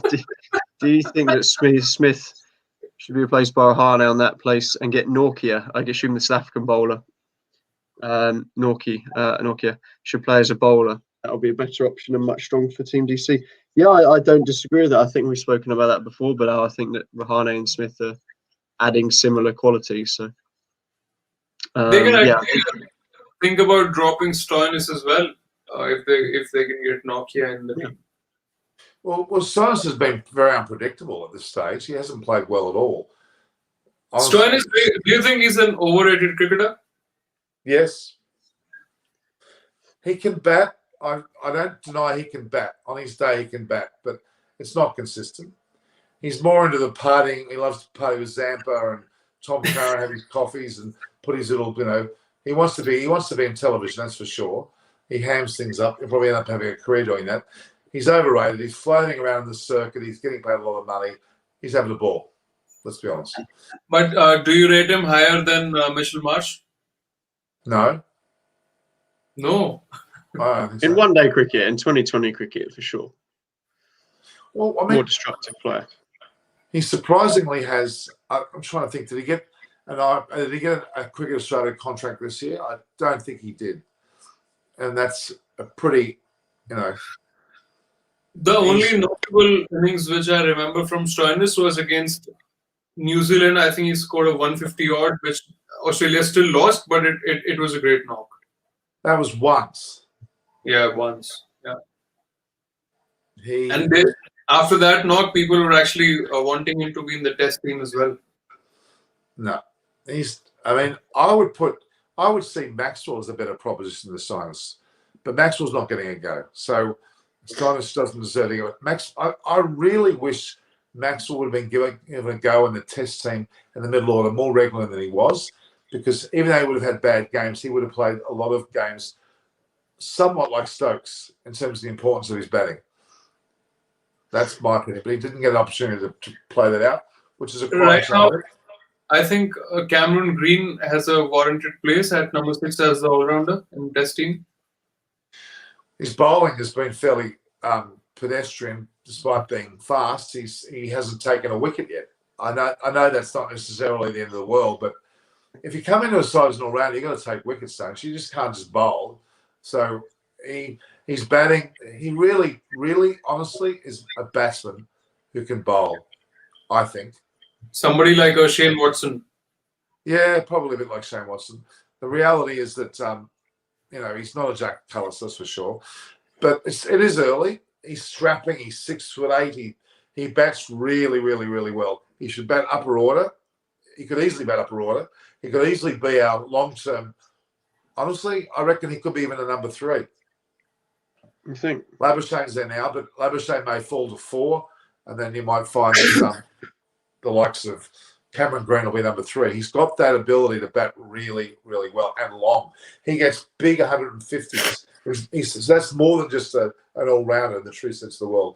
I mean, all-rounders can score well, but they don't normally get 150s. Unless you're you think he can be in that mold of Jack Callis, because he used to bat 3 for South Africa? Yeah, he could, but he wouldn't be the same level of bowler necessarily. But he could easily be in that mode, yes. I think you'll find that at this point in time, he's 6'8". He's an incredibly talented batsman. If you see him live, I tell you what, it's daunting. He's got a massive stride. He hits I don't think I've seen a person hit the ball harder straight than he does. I've seen him live on a couple of occasions. I don't know, Riley Meredith might disagree with you today after what Carl Jamieson did. Corey hit that hard.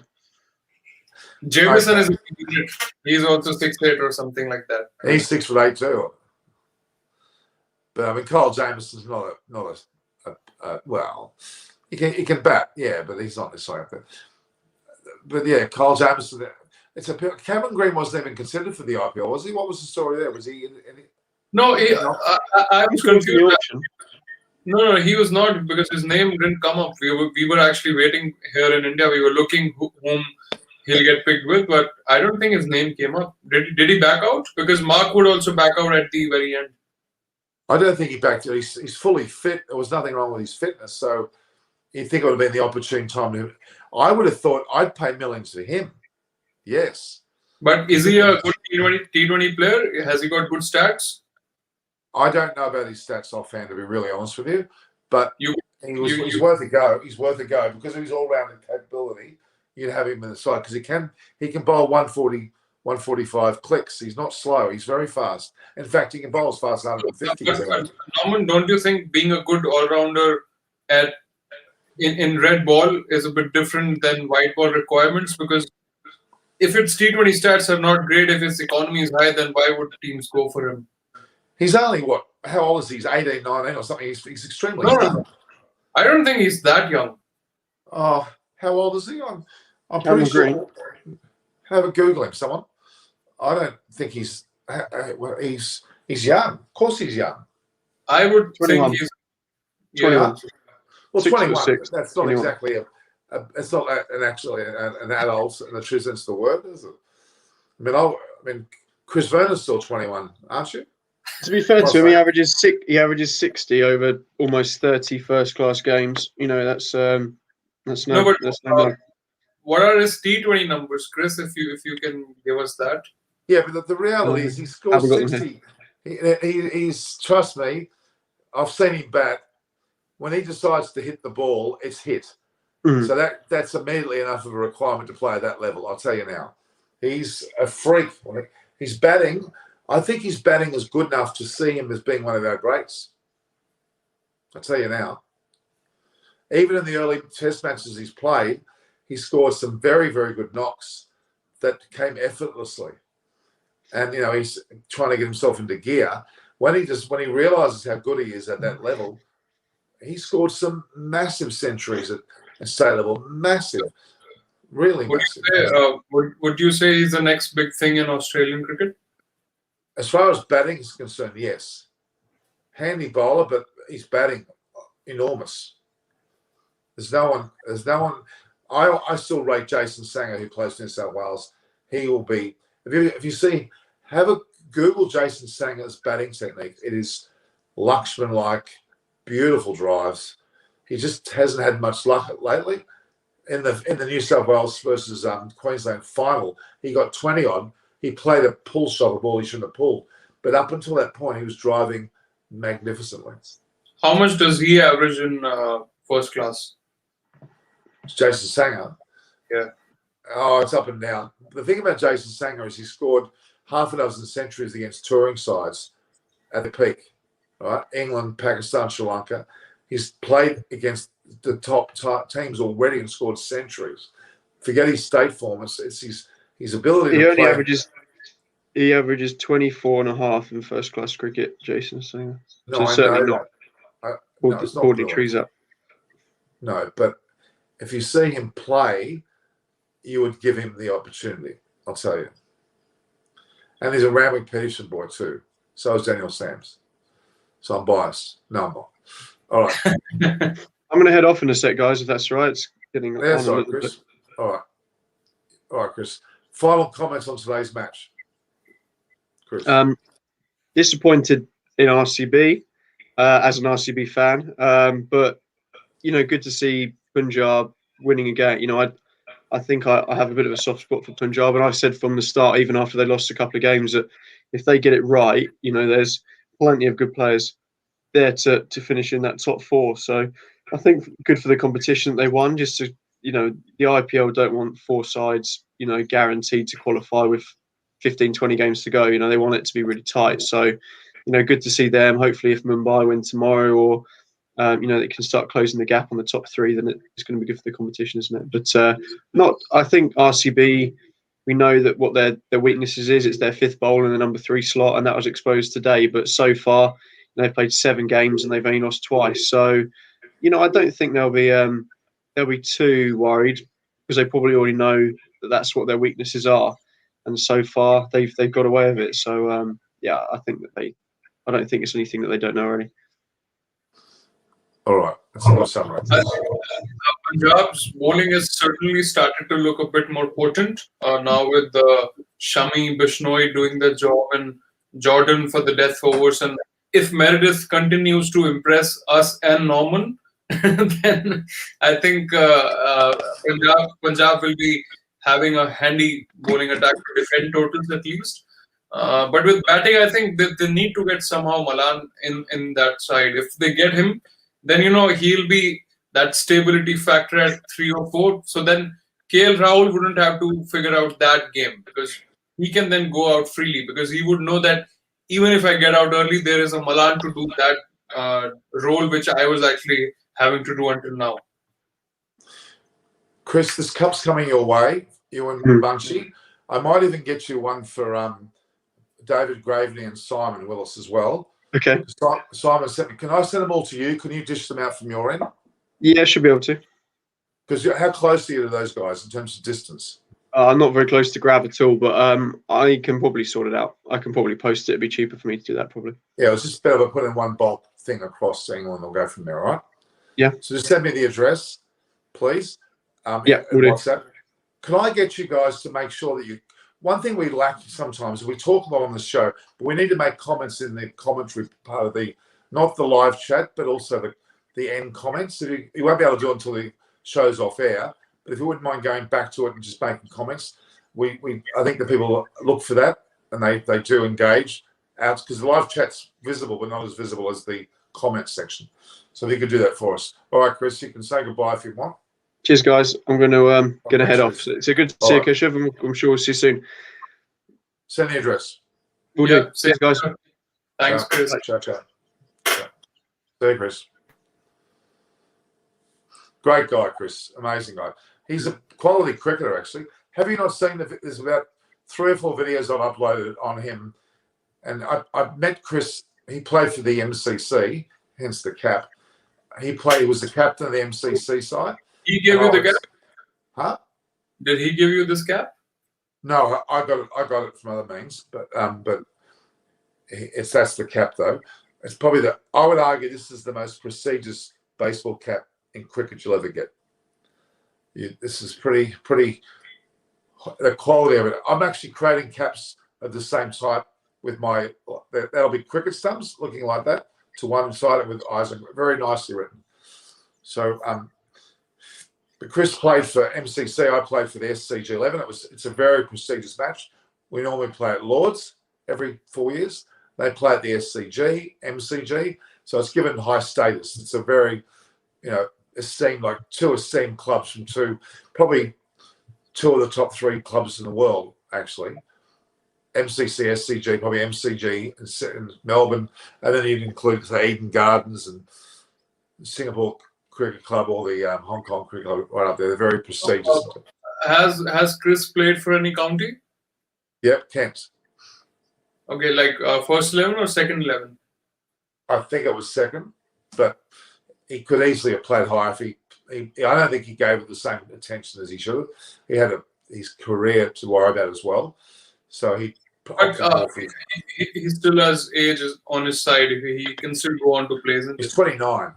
He's older than that. He's still like good 5-6 years, so he might go on to play for first 11.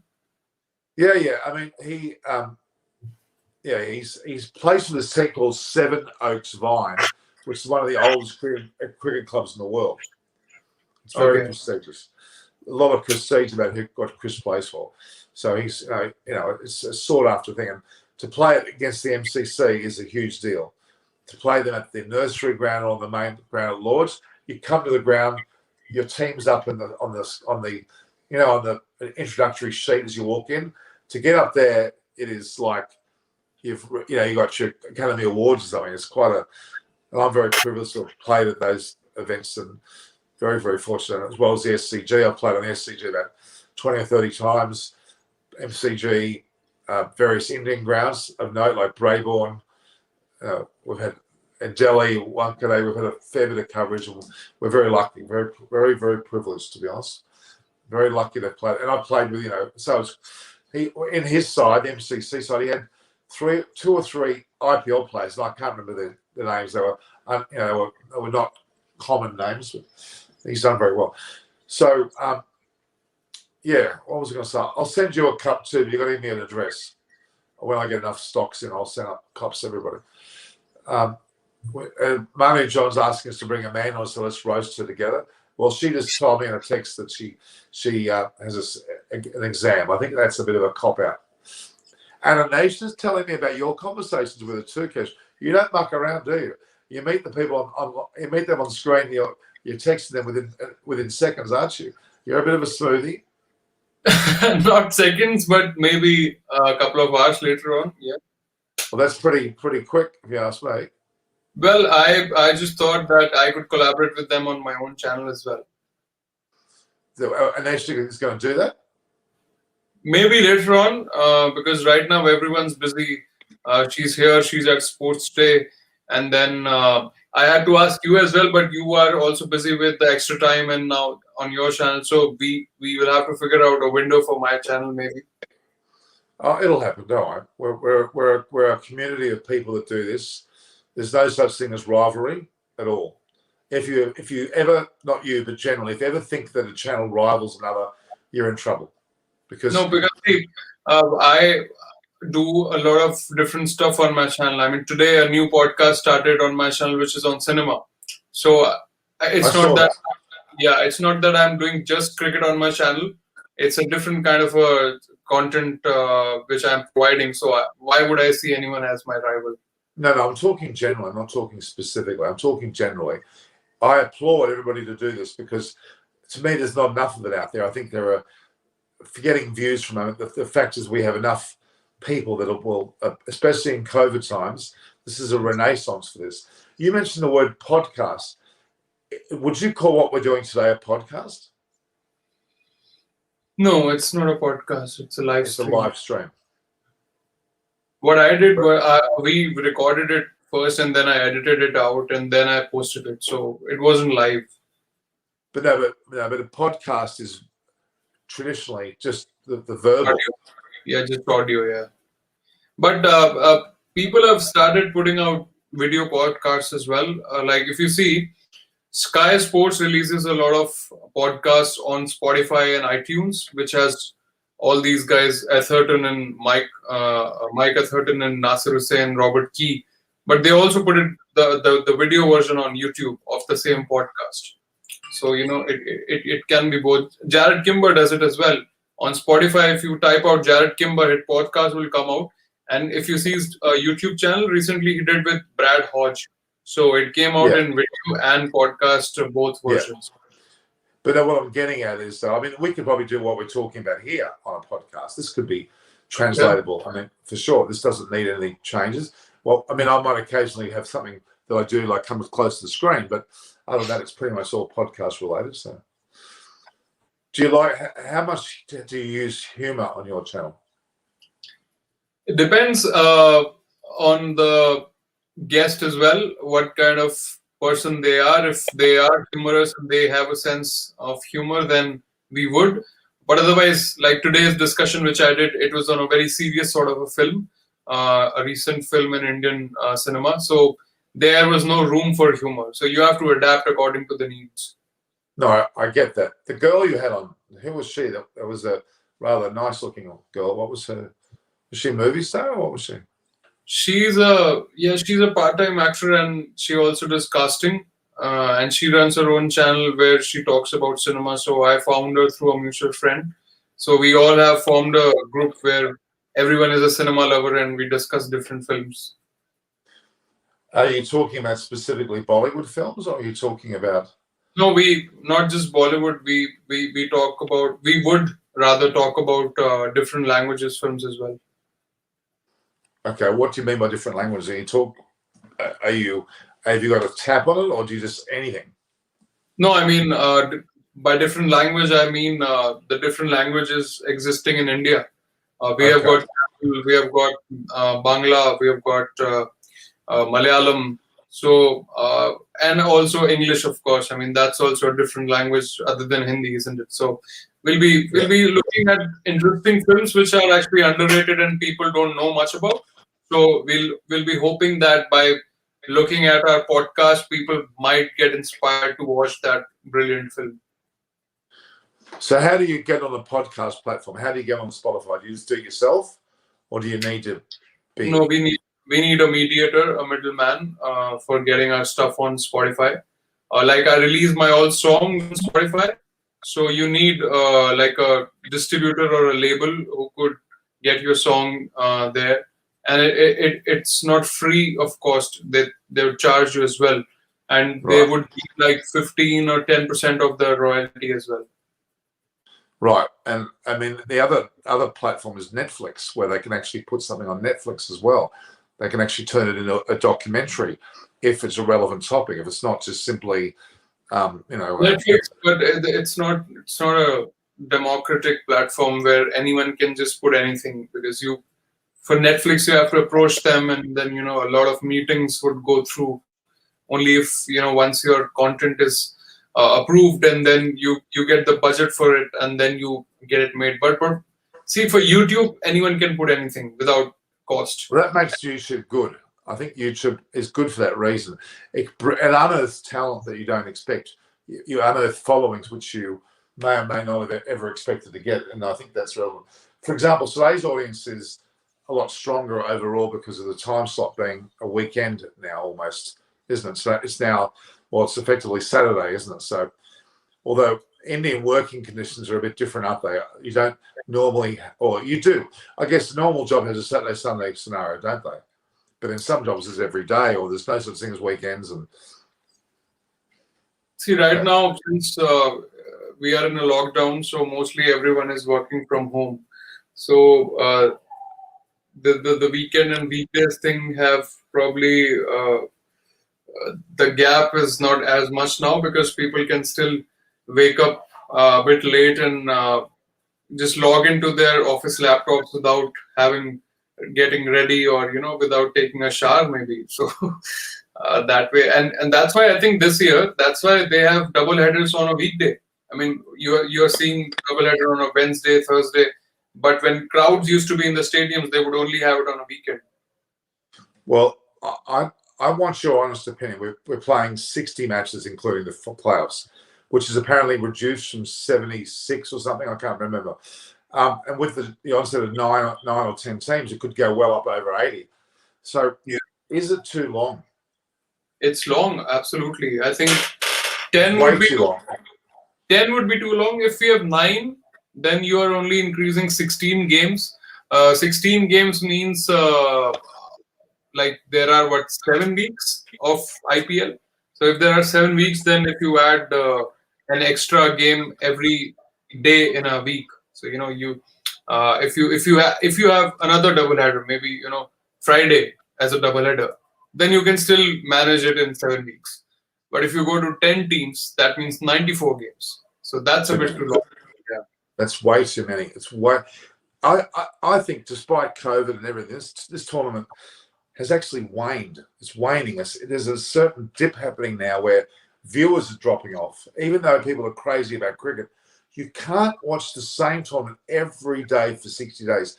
We do it for test matches, which is 5, and that's quite arduous. So this year, since IPL came back just after 5 months, I think that's also another reason why people. Yeah, people are not, the interest is not there. I mean, some of the social media platforms that relate to the team, they're easy because they're usually short, quick. But programs such as these, we're suffering a bit numbers-wise. The numbers are very, very low on all platforms. Virtually no one's doing well. I mean, the ones that do less frequently, in fact, that's a suggestion, is to do this not after every game. We probably could afford to do this after every 2 or 3 games, unless it's an important match, unless something dramatic happens. I think doing it every day is actually too much now. I think these stories, even though we're talking about one game, we talk about it very quickly. Now we end up talking about other games. So we are starting to run into a situation where our shows become duplicated somewhat. And I'm telling you, I mean, a lot of people right now watch IPL because they want to see Dhoni still playing. I mean, if Dhoni was not playing this IPL, I'm telling you, the craze would have been even lesser. The hype would have been even lesser. But it's too frequent. The fact that they played that last one less than 6 months ago, I know they're trying to meet their normal commitments, but I think, it's not as good as that should be, really. But we're doing okay today. We're doing okay numbers wise. It's not. I mean, I've had my shows go 36,000 people viewing, 40,000, 50,000, but that was more test and one day and true India games. The IPL does fragment those lists. They've got what 8 to 10 platforms of the teams themselves, where if you put them all together, then you have a big number, don't you? It's too fragmented, and it's not bad. It's still very good, but I mean, you have a test match. I had 30 or 40,000 watching my things, well over 100,000. It was quite, it's a different. I mean, numbers aren't everything. It's about quality of the show. Bastard and I always talk about this. As long as you've got a good quality show, your numbers will drop and go up, but it shouldn't bother you. Is IPL popular? I saw your video today, the one you released, and I think Bilal Studio needs to see that video to know the answer for this question. Yeah. It's cute when you see a little 3-year-old saying jelly caterpillars. That was so funny. And there's stuff that I didn't video of the kid before I started videoing. I wish I had the video rolling. The kid was incredible. He spoke about cricket. He goes, you get the ball and you throw it, and then someone tries to hit it, and someone tries to catch it. This is a 3-year-old. He got really on a roll. He really talked amazing sentences, and then he came on camera and he froze. He went into a little shell. I should have told him the camera was rolling. I should have told him we'll practice first. Then he would have let loose. It was amazing. I think you forgot to put your mic on when you were interviewing that young lady. Yeah. I left that in. I thought that was funny because it was actually very audible. Yeah. I like that. I like mistakes being shown. I don't like it being polished. Don't you like that? Yeah, but I thought even without mic, the volume level was fine. I mean, actually with mic... I did. It was fine, but you don't know when you have background noise, you don't know how good that mic is. Yeah, but then, you know what? When you put it too close to your mouth, it was actually way too loud. Yeah, way too loud. Yeah. No, I know. I mean, that's just me. But that's me. I don't. Do you want to be perfect? When you're playing a song, yeah, you've got to be somewhat melodic and you got to do everything. But when you do, I'm me. I don't care if I make mistakes. That's not relevant. People endear themselves to mistakes. I've done a video where the guy sitting next to me with an Indian guy here in Sydney, and I told him to get up and pretend he was leaving, only so he could turn the video off. What did he do? He got up and he really left. I'm sitting there with the camera still going. I'm going, where did you go? And he just walked off. He was supposed to go around it to the side, just click the camera for a nice finish. And he didn't listen to my bloody instructions. And I've had some funny things. I like that. I even posted a video where I was talking and then someone telephoned me and the whole thing cut. I was halfway through a sentence and everybody commented, where's the rest of the video? We were getting interested in what you're saying. Where is it? And those ratings went through the roof because it left people hanging. I didn't mean it to happen. It just happened. So I don't think, I'm not sure about you. You probably like to edit things, make it perfect. Don't labor over being perfect. I don't think you should. That's my thoughts. Don't you hate when you see so many Indian, well, not only Indian, but so many thumbnails and Indian videos that are perfect? It actually gets a bit boring, I reckon. What do you think? You need to set yourself apart. I'm me. If they want to watch me, they're going to watch me, aren't they? Absolutely, yeah. I mean, that video, I had that lady on there, JJ. She didn't know about, I was expecting her to talk about cricket. She said, I don't know cricket at all. That was quite funny. I thought that was amusing. I want the truth to be said. I thought it was great. Yeah, it was a great thing to hear her say that she does meditation and she sends out positive vibes for all the country suffering. So that was a beautiful thing to say, actually. Well, her husband suffered from bipolar as well. I've met him. He was quite a disturbing type of character. So she has a lot she's going through personally, and I think she handled it very well. We just don't know what people go through, do we?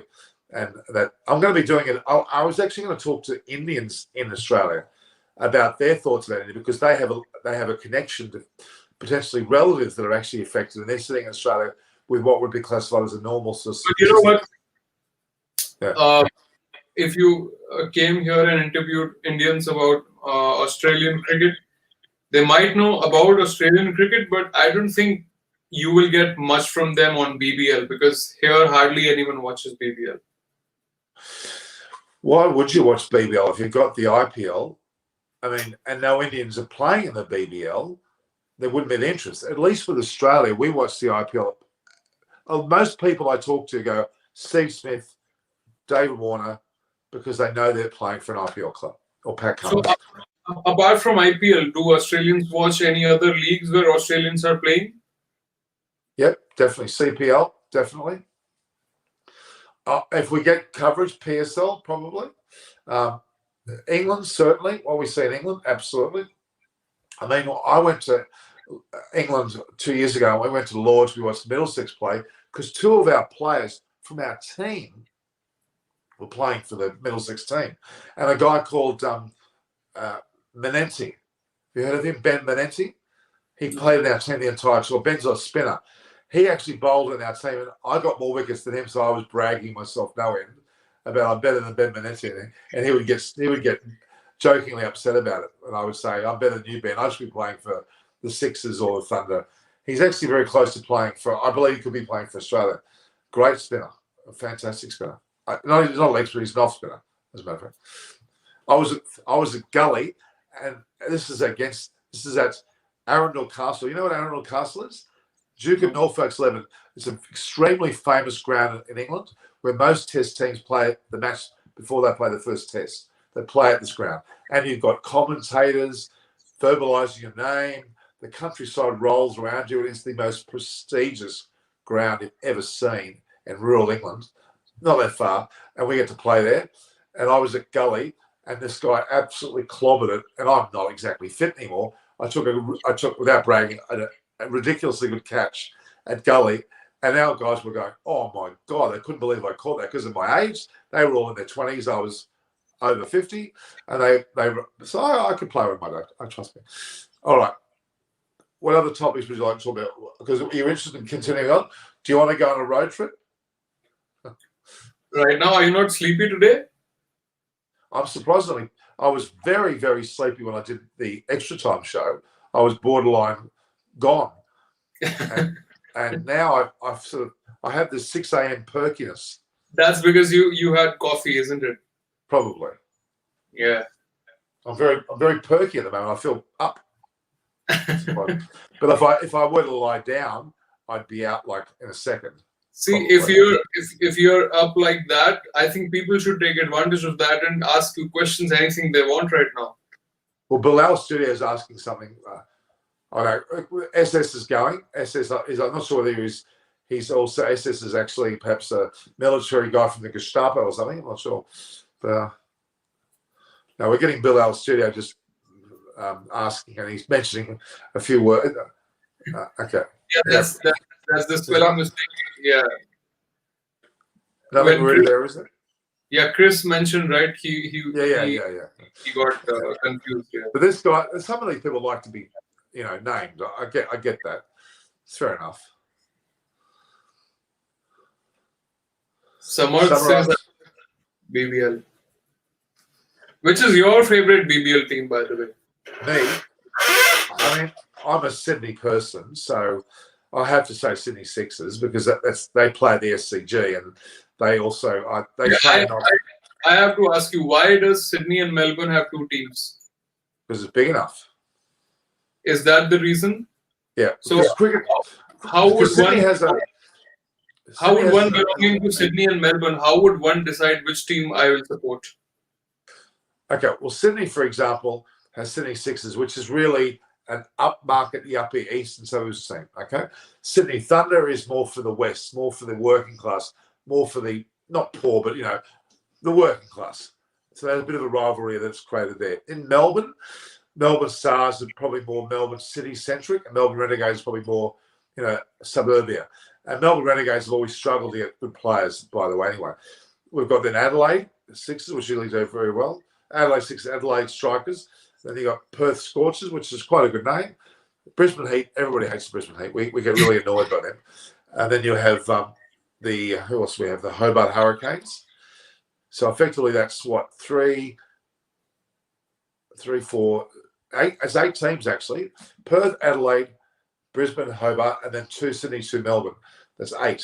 We haven't got 7. I think Chris said 7. It's 8. I think we had ACT Comets at one stage, which was another team. ACT. How come no team on the capital city's name? There's no team for Canberra. That's what I'm saying. ACT Hornets, or whatever they call themselves. ACT is the Australian Capital Territory, which is its own location where their so-called government headquarters are at Canberra. They're not very big, to be honest, in terms of size. They do fill the side. They've got Manuka Oval, but they didn't. I think because it's an odd team out, they didn't succeed. But there was an ACT Common side, yes. I'm pretty sure if we get a 10th team, we might do it. But realistically, 10 teams is too much. I think 10 teams is too much for the IPL as well, by the way. If you're playing how many 90-odd games, it's going to be too much. I'm feeling it now. I don't know about you. Do you feel it? We've got 26 matches in. It's really waning for me. I think the interest levels are struggling. It'll pick up again as we get closer. It'll be actually we're going to have very good viewership towards the last 2 games and then the playoffs. It'll go through the roof. I think tomorrow's game will attract a lot of eyeballs. MI versus CSK is always, the big one. So which has got the biggest supporters base in the country? CSK. CSK. Yeah. Okay. There was actually no. I'm saying with facts because I remember there was this final in 2015 and they had actually done public polling. They showed a map of India and based on number of votes. So CSK was yellow color and MI had the blue color. So the whole India, based on the votes, was colored yellow except for the region where Mumbai is. Only that little region was blue. Rest of whole India had actually voted for CSK. Okay, so what you're saying is that it's the color that it attracts, or what are you saying? No. I'm just saying that's how they differentiated on the map in terms of votes. But it's not the color. Yeah, I think it's MS Dhoni because of whom everyone supports Chennai. Well, I mean, okay. In my years that I've been in India, which has been a number of them, I had a very fortunate situation to be very close to the CSK camp through a guy called Dinaka, who's a reporter for the Hindi in Chennai. Well, I spent a lot of time with him. I was at the Madras Cricket Club. I was with Irfan Pathan and Michael Hussey and Dhoni through his manager, Pandey, and also the likes of Kunal Sharma, who was sponsoring with Spartan. I had a big affiliation with Chennai because of that. And I spent a lot of time there. Laxman Shirana Christian, I spent time with him. Srikanth, I was in Chennai quite a bit of time actually. Then I spent a lot of time in Kolkata because of Debashis and that whole crowd. And I got to know, I mean, I arrived there, I think I told you, I'm on the plane straight away. I've gone straight to Eden Gardens, and I'm staying at the Oberoi, and I'm in with, what's his name, with Ganguly. So I've been very fortunate. I also had a close relationship to Mumbai and Delhi. Those 4 cities have been I've spent probably about 8 times. I've been probably about 20 times all up, but 8 times I was actually very close to those 4 teams, or those locations, and also Amritsar, which hasn't got a team as such, although Punjab Kings, where are they based? They're based Chandigarh, are they? Where is their true base? If they play a game on their home territory, where do they play? Who? Punjab Kings. So this year or before? Well, not this year, before. They used to play in Punjab only at Mohali. Mohali, okay. So Mohali. So I went to Amritsar and I mean Dharamshala. I love those areas. They're my favourite areas. So I've been very fortunate. I've spent a lot of time with cricket connections. I got very close to Harbhajan Singh along with Inzamam Al Haq. They're people I know very well. So I've been very fortunate over a number of years. I've had a lot of interactions with Indian, both media as well as Brabourne. We've played cricket extensively there with a Cricketers Club of India, which I actually think Brabourne's got more style about it and history than Wankhede. I actually don't think much of Wankhede in comparison to CCI. CCI has this. Have you been to the CCI? I've not been there, but I've heard of it. I've seen a test match there where Virender Sehwag. Where are you now? Yeah, I'm in Mumbai, but I've not been to Brabourne. I've been to Wankhede for a India West Indies T20. But I remember Brabourne, there was a test match in 2009 where Sehwag got a 200 odd in that.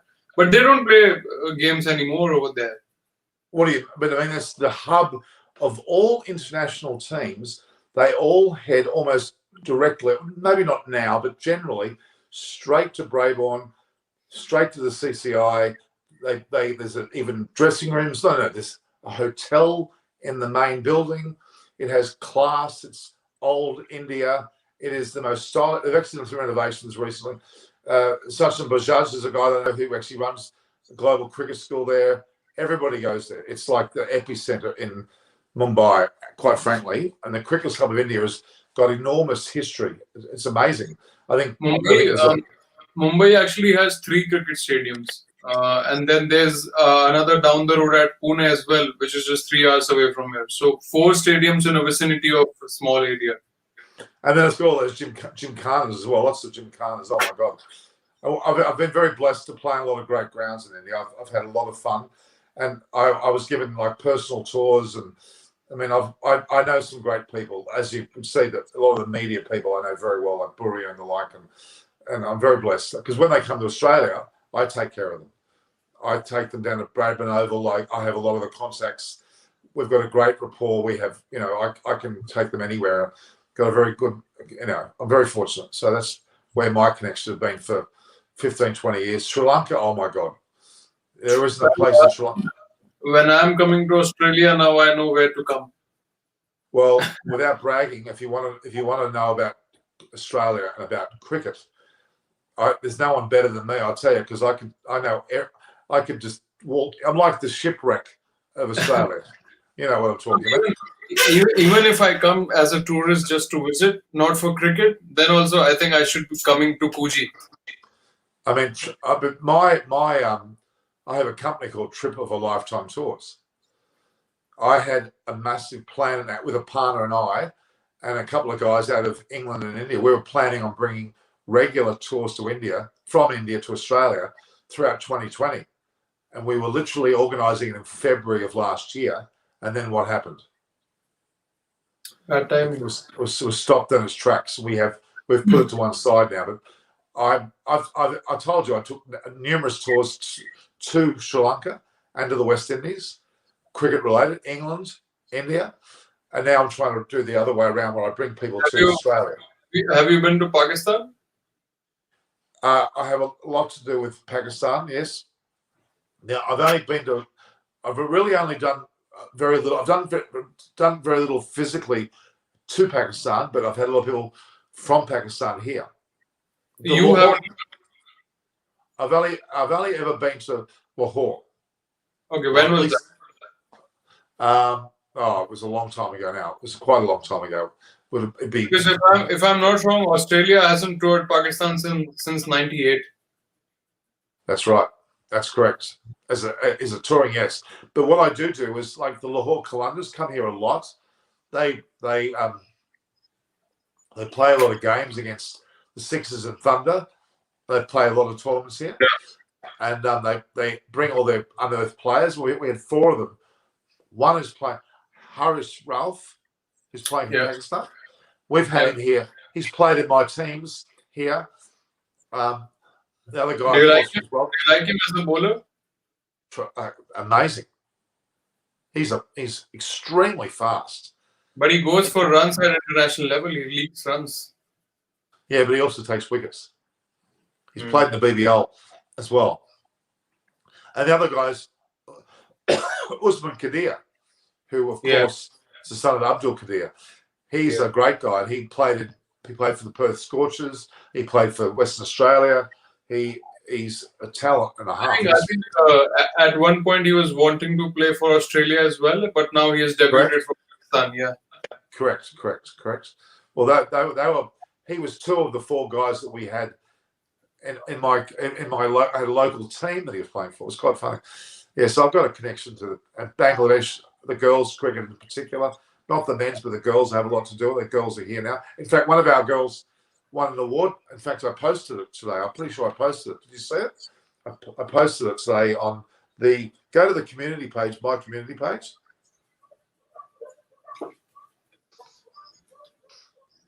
Yeah, it's the second top post. Did you see that? This one here. See that there? Look.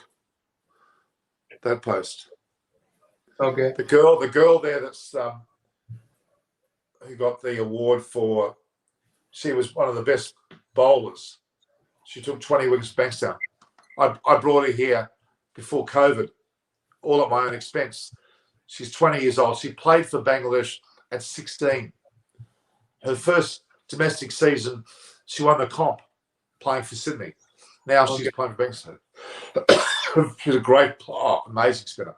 Alyssa Healy said she's one of the best spinners she's seen. So anyway, yeah. So when IPL started in 2008, did you honestly believe that it'll go on to become this huge giant of a tournament? No, of course not. I mean, it's more than long. Where were you when you saw that first game, Brendan McCullum getting 158? Where did you watch it? Well, I was in Sydney, of course. I was with a fairly large group of people. One of the people that I know very well is he was the CEO of, I think it was, what was the team from the south there? The Deccan. No, what was the other one though? He eventually got involved with Kerala Tuskers or whatever. That didn't become one in the end, but I think it was KKR. I think he was I'm trying to think now. I've forgotten what he was the CEO of the first IPL team, one of the first IPL teams, and he Australian. What's his name? Oh my God, I can't believe I've forgotten his name. He's played for New South Wales. He's played for Victoria. He's also the manager of a whole heap of players like Hussey, Cummins, and the like. And he also was the captain of Fiji in the World Cup. His name is, and I've forgotten his name. I can't believe this. You know what? I can visualize the person's face. What's his name? Neil Maxwell. So Neil Maxwell is the person. So you were working with him? Yeah, he's the chairman of the Sydney Cricket Club, which is the club that I brought my girls over the years to. And I've known him for a fair while. He's been on many tours with me to England and India as well. He played for New South Wales Victoria. He was quite a handy all-rounder. He's a bit of a patriarch here in Australia of all sorts of players. Like Hussey, he even had Brett Lee at one stage. He had Cummins. He had, I think, Stark. He had a whole host of players that played for Australia. He still had, in fact, he manages Stephen Fleming, who obviously is ex-player now coach. So when IPL started, were Australians actually excited about seeing Australian players in the IPL franchise? Like I think McGrath, Vaughan, all of these, Hayden, all of these played in the first edition. Yeah, of course. We also had, it was more than that. Who else we had? Was Kadich in there? I think Kadich was there as well. Pretty sure Kadich was there. It was quite Watson was actually player of the tournament in the first one for Rajasthan. Yeah, he saw dollars. Trust me. So who did you support back then in the first edition? I'm pretty sure it was a KKR were there, weren't they, from the start? I'm pretty much KKR. Because of Ponting? Yeah, who was playing for KKR then? I thought Kadich was playing. Kadich was playing, I think, too. No. I don't think so. Ponting was there in KKR, Ganguly, Ishant Sharma, Shoaib Akhtar. Yeah, I'm not sure. I think it was because of Debashis and those people, actually, to be honest. But I like the name, Kolkata Knight Riders. It sounds like the TV show, Knight Rider. They also have another franchisee at CPL, Trinbago Knight Riders. I know. In fact, all of the CPL teams are Indian owned. What are you talking about? Yeah. The entire tournament is Indian. Kind of, yeah. Well, the crowds are irrelevant there because they're not worried about the physical crowds in the West Indies, worried about the competition. And they had lots to do with UAE, of course, too. Do you remember which side Glenn McGrath played for in the first IPL? I've forgotten. He played for Delhi Daredevils. Right. I can't remember that. I can't remember that vividly. If I go back and look at it, I'll remember it. But For Delhi in that season, it was Glenn McGrath from one end, And from other end, it was Mohammad Asif, that amazing Pakistan pacer who later on got banned, but he was one of the best in business. I mean, just think about it. Megra from one end, Asif from the other end, still they didn't win the trophy. But that's indicative of the IPL. It's not about a champion set of players. It's just a team of champions. It's a champion team. Even Daniel Vettori was in that team, if I'm not wrong. Sehwag, Gambhir, Shikhar Dhawan, all these big guys, and still a team like Rajasthan won, which apart from Shane Warne didn't have any big names. Shane Watson as well. Did you say Shane Watson? Shane Watson back in 2008 was not that big a name yet. No. Okay, so I mean, but the thing, Brendan McCullum was his first batting performance in that very first match set the scene. IPL can thank Brendan McCullum, really. Honestly, he set the scene alight. He still is one of the most explosive batsmen you've ever seen from the opening. He and Guptill together. Oh my God!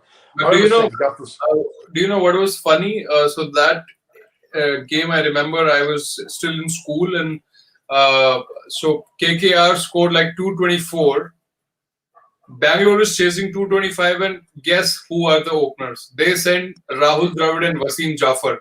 I mean, 2 test match players coming to open chasing 225, and they got bundled out for 75. They lost by 150 runs. It was embarrassing. I mean, there was money in it then, but probably not as much.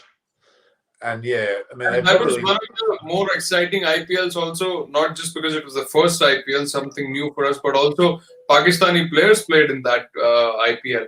There was Shahid Afridi playing for Deccan Chargers.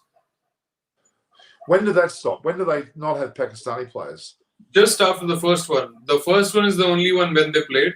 Why? Purple cap went to Sohail Tanveer. Do you remember that guy, Sohail Tanveer? Yeah. He got the purple cap. He held the record for so long, best bowling figure, 6 for 14.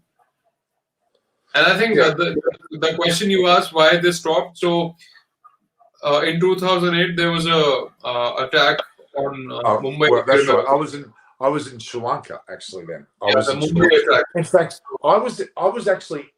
You know, well, I was actually in India in 2008. I went to Bangalore, and there was a test match between India and Pakistan at Bangalore, and Shoaib Akhtar was in that match. And I got a ticket. I didn't know where my ticketing would be. I took my then wife with me. We went into one of the stands, which was the cheapest stand. I had a beautiful big fat ticket. There was only like a X amount of cents worth, but a beautiful big ticket. And I thought I was going into a nice area. We went there, we were queuing, and we realized that we were in the worst possible part of the stand. When we went through, these security guys started whacking everybody on the back of the head, and they walked in, they put this cage door behind us and locked us in. And my wife and I were there. She was the only female in the entire stand, and she was scared. She was scared witless. And I mean, she was with me. She was safe, but she was getting some very unusual stares. And because we had this cage-like exit blocked on us, we couldn't get out. So we had to go almost to the other end of the stand to get through a location out there. It was a little bit confronting, I must say, because that was jammed, packed. You know, it was body to body in that stand, and having a female with you. Which game was? Which game? India versus Pakistan. Okay. A test match at Chinnaswamy Stadium, Bangalore. Which year was that? 2008. No, it couldn't be 2008 because India stopped playing in 2007 against Pakistan. I can get the photo up. I've got the photo of me in front of the board. Could be 7. Could be 7. Yeah, could be 2007. I can't remember. I thought it was 2008. I've got the physical picture of me standing in front of the board. So because I remember the last bilateral series, test series, which Pakistan played in India was in 7, not 8. Okay, well, I may be wrong with the year. I had this imagination it was 8. It may well be 7 then. I'll find it. I've got that photo. Indelibly marked. I can remember it vividly. So I'll have a look. It's 2008. I'm pretty sure. Anyway, I'll check. If you go to my social media, I've got. You on my Facebook? No, I'm on your Instagram. Because on Facebook, do you have Facebook? Yeah, I have same name. If you go, I mean, I've got 5,000 people on my thing, so I've got to probably lose one. But I've got folders of all my trips. You can see my entire. If you go through them, you'll see every folder has everything I've done, and you'll see ridiculous amounts of trips.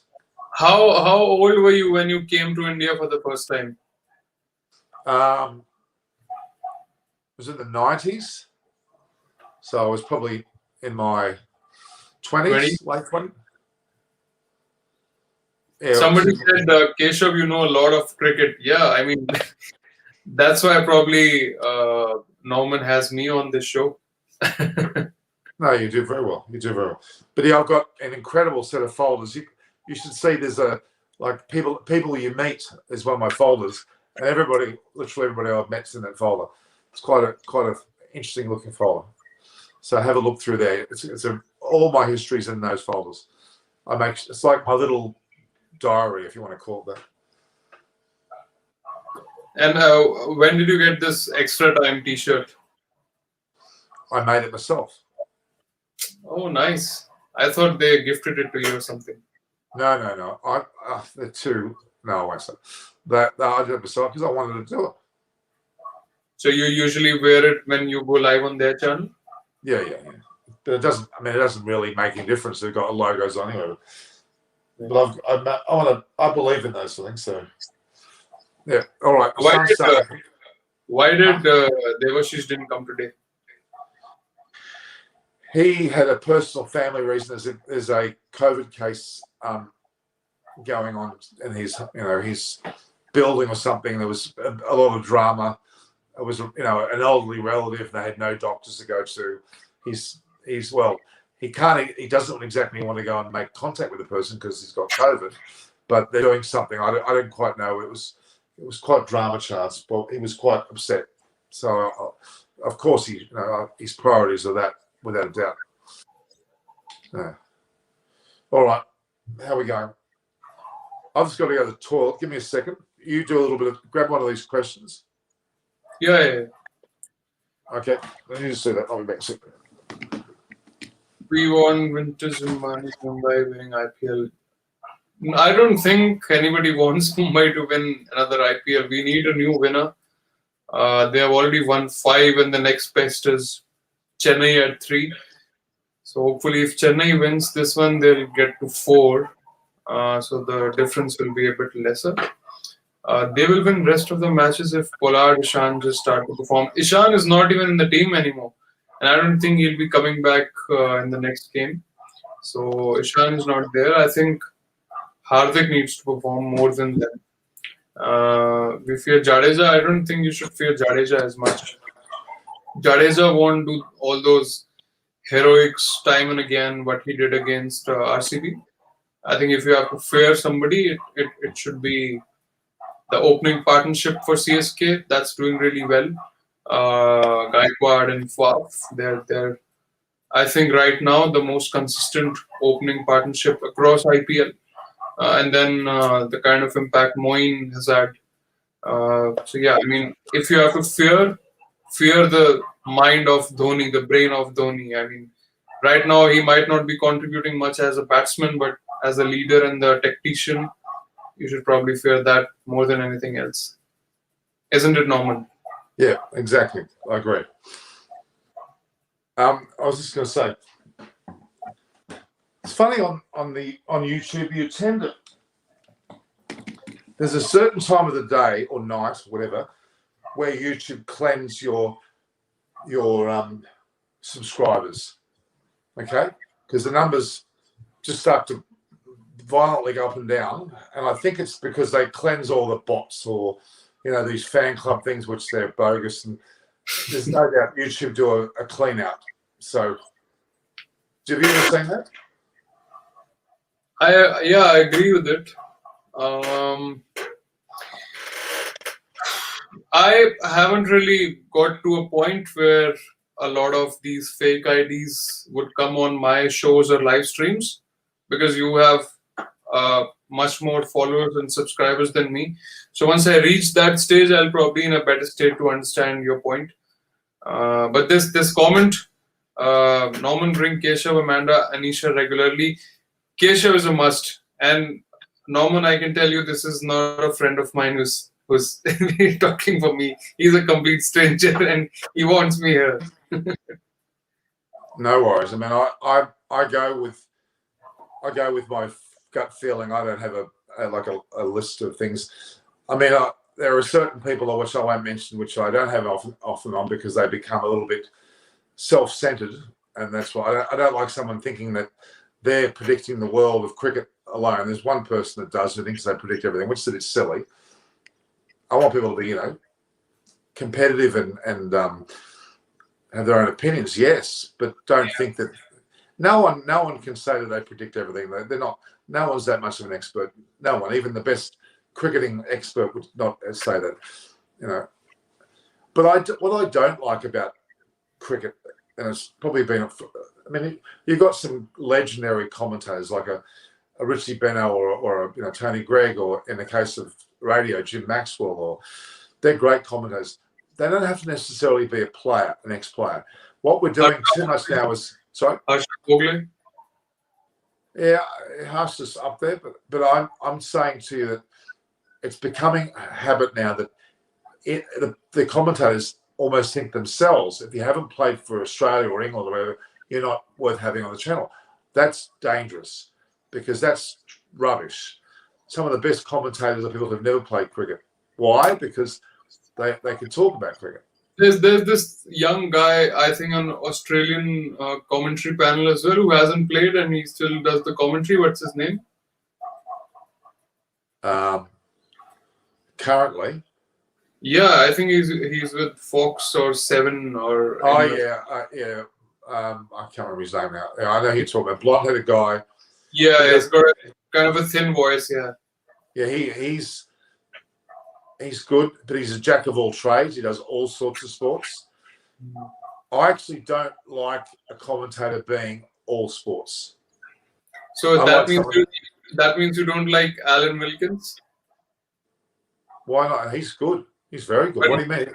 But he's doing all sports as well. Yeah, but he's a bit more polished. He's right up there. But when I want to get like Roshan Abhasinger from Sri Lanka, he's good.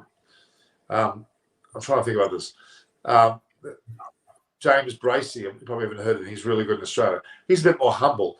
I don't like when someone thinks that they know it all about when they try to go. Someone who tries to be too factual or too I know it all. I don't need that. It's not a competition. I don't need someone to think, oh, hang on, I know all about 1908. Do you? Well, maybe I don't. That doesn't mean anything. I mean, and you can be. They usually have a lot of the ex-cricketers have great statisticians next to them who pull out all these stats. You should never make out that you know all these stats. If you've been given the stats, you should say, well, Stephen here has just given me these stats. It's this. That's a better commentator than someone pretending to know everything. And you think, oh, come off it. Who are you trying to fool? And what do you make? Do you understand what I'm getting at? Yeah, I think once. So I'm a big Harsha Bhogle fan. So he in an interview he told that a commentator's job should be because see, a viewer is watching what's happening on the screen. They're having the look at the score.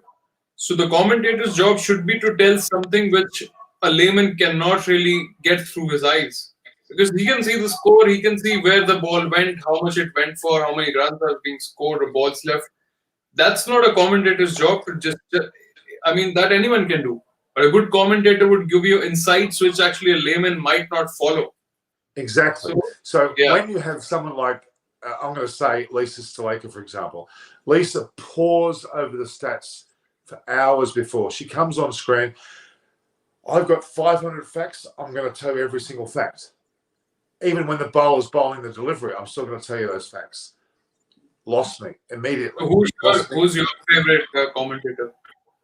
Isha Gill, probably. She knows the balance. She doesn't try to overload you with stats. She doesn't need to impress you with stats. She's quite natural. But a lot of the others are just full of stats. And I'm thinking, it's not about being a female and trying to prove yourself by saying how many stats. I like Mark Nicholas. I know too much about Mark. he actually has done things that I've seen him do, which disappointed me. He'll go to someone like Peter Roebuck when he was alive and ask him his take on the morning session, and then come on air and talk about what Peter Roebuck said and not ever mention Peter Roebuck's name. I don't appreciate that. Like, if you told me a lot of facts, I wouldn't go on stage 5 minutes later and say, well, blah, blah, blah, blah. I would probably say, well, Kesha just told me this, or does that make sense? Yeah, I mean, how he is in personal life, should it matter how he commentates on a game? No, but I mean, if you're going to take someone else's details and say them as if they're yours, that's not good. Okay? Just as a commentator, how do you rate him as a commentator? Oh, he's pleasantly voiced, yes. He's pleasantly voiced. I mean, I would say Buri Majumdar is one of the best. Buri is amazing. But Buri doesn't really, he's not a full-time broadcaster. He's more of a news reporter, isn't it? Yeah, but he's pretty damn good, I tell you what. He's pretty damn good.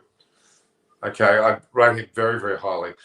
But for me, men's commentary, I mean, Simon Kadich is absolutely sensational. Very humble.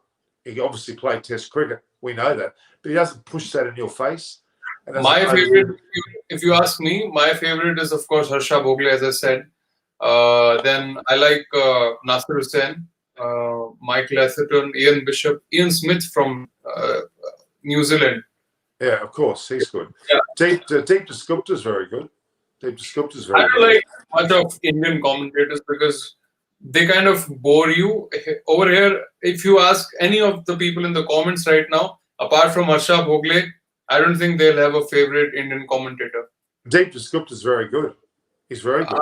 I'm not really that much of a fan. Maybe he's better than somebody like a Murli Karthik or Lakshman Shiv Ramakrishnan, but he's not up to the that level of the best ones, the cream, like, you know, the ones you mentioned, Isha Guha, or, you know, Nasir Hussain, or even Ramiz Raja is good, if you ask me.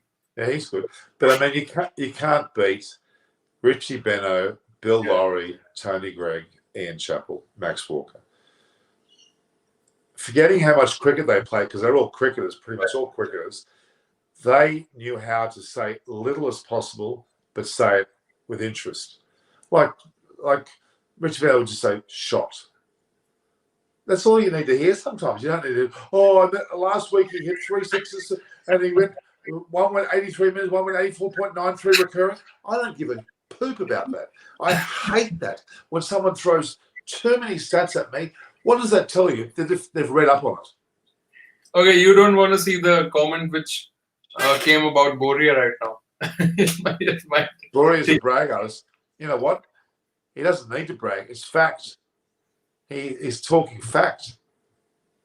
He's well loved by everybody. They'll come to him like we wouldn't believe. He's just, he doesn't need to brag. He brags. He appears to brag because he genuinely knows everybody. You know, really. But what I'm saying is, you want a humble commentator. You don't want someone like you like Mark Nicholas. I think he's a bit up himself, to be honest.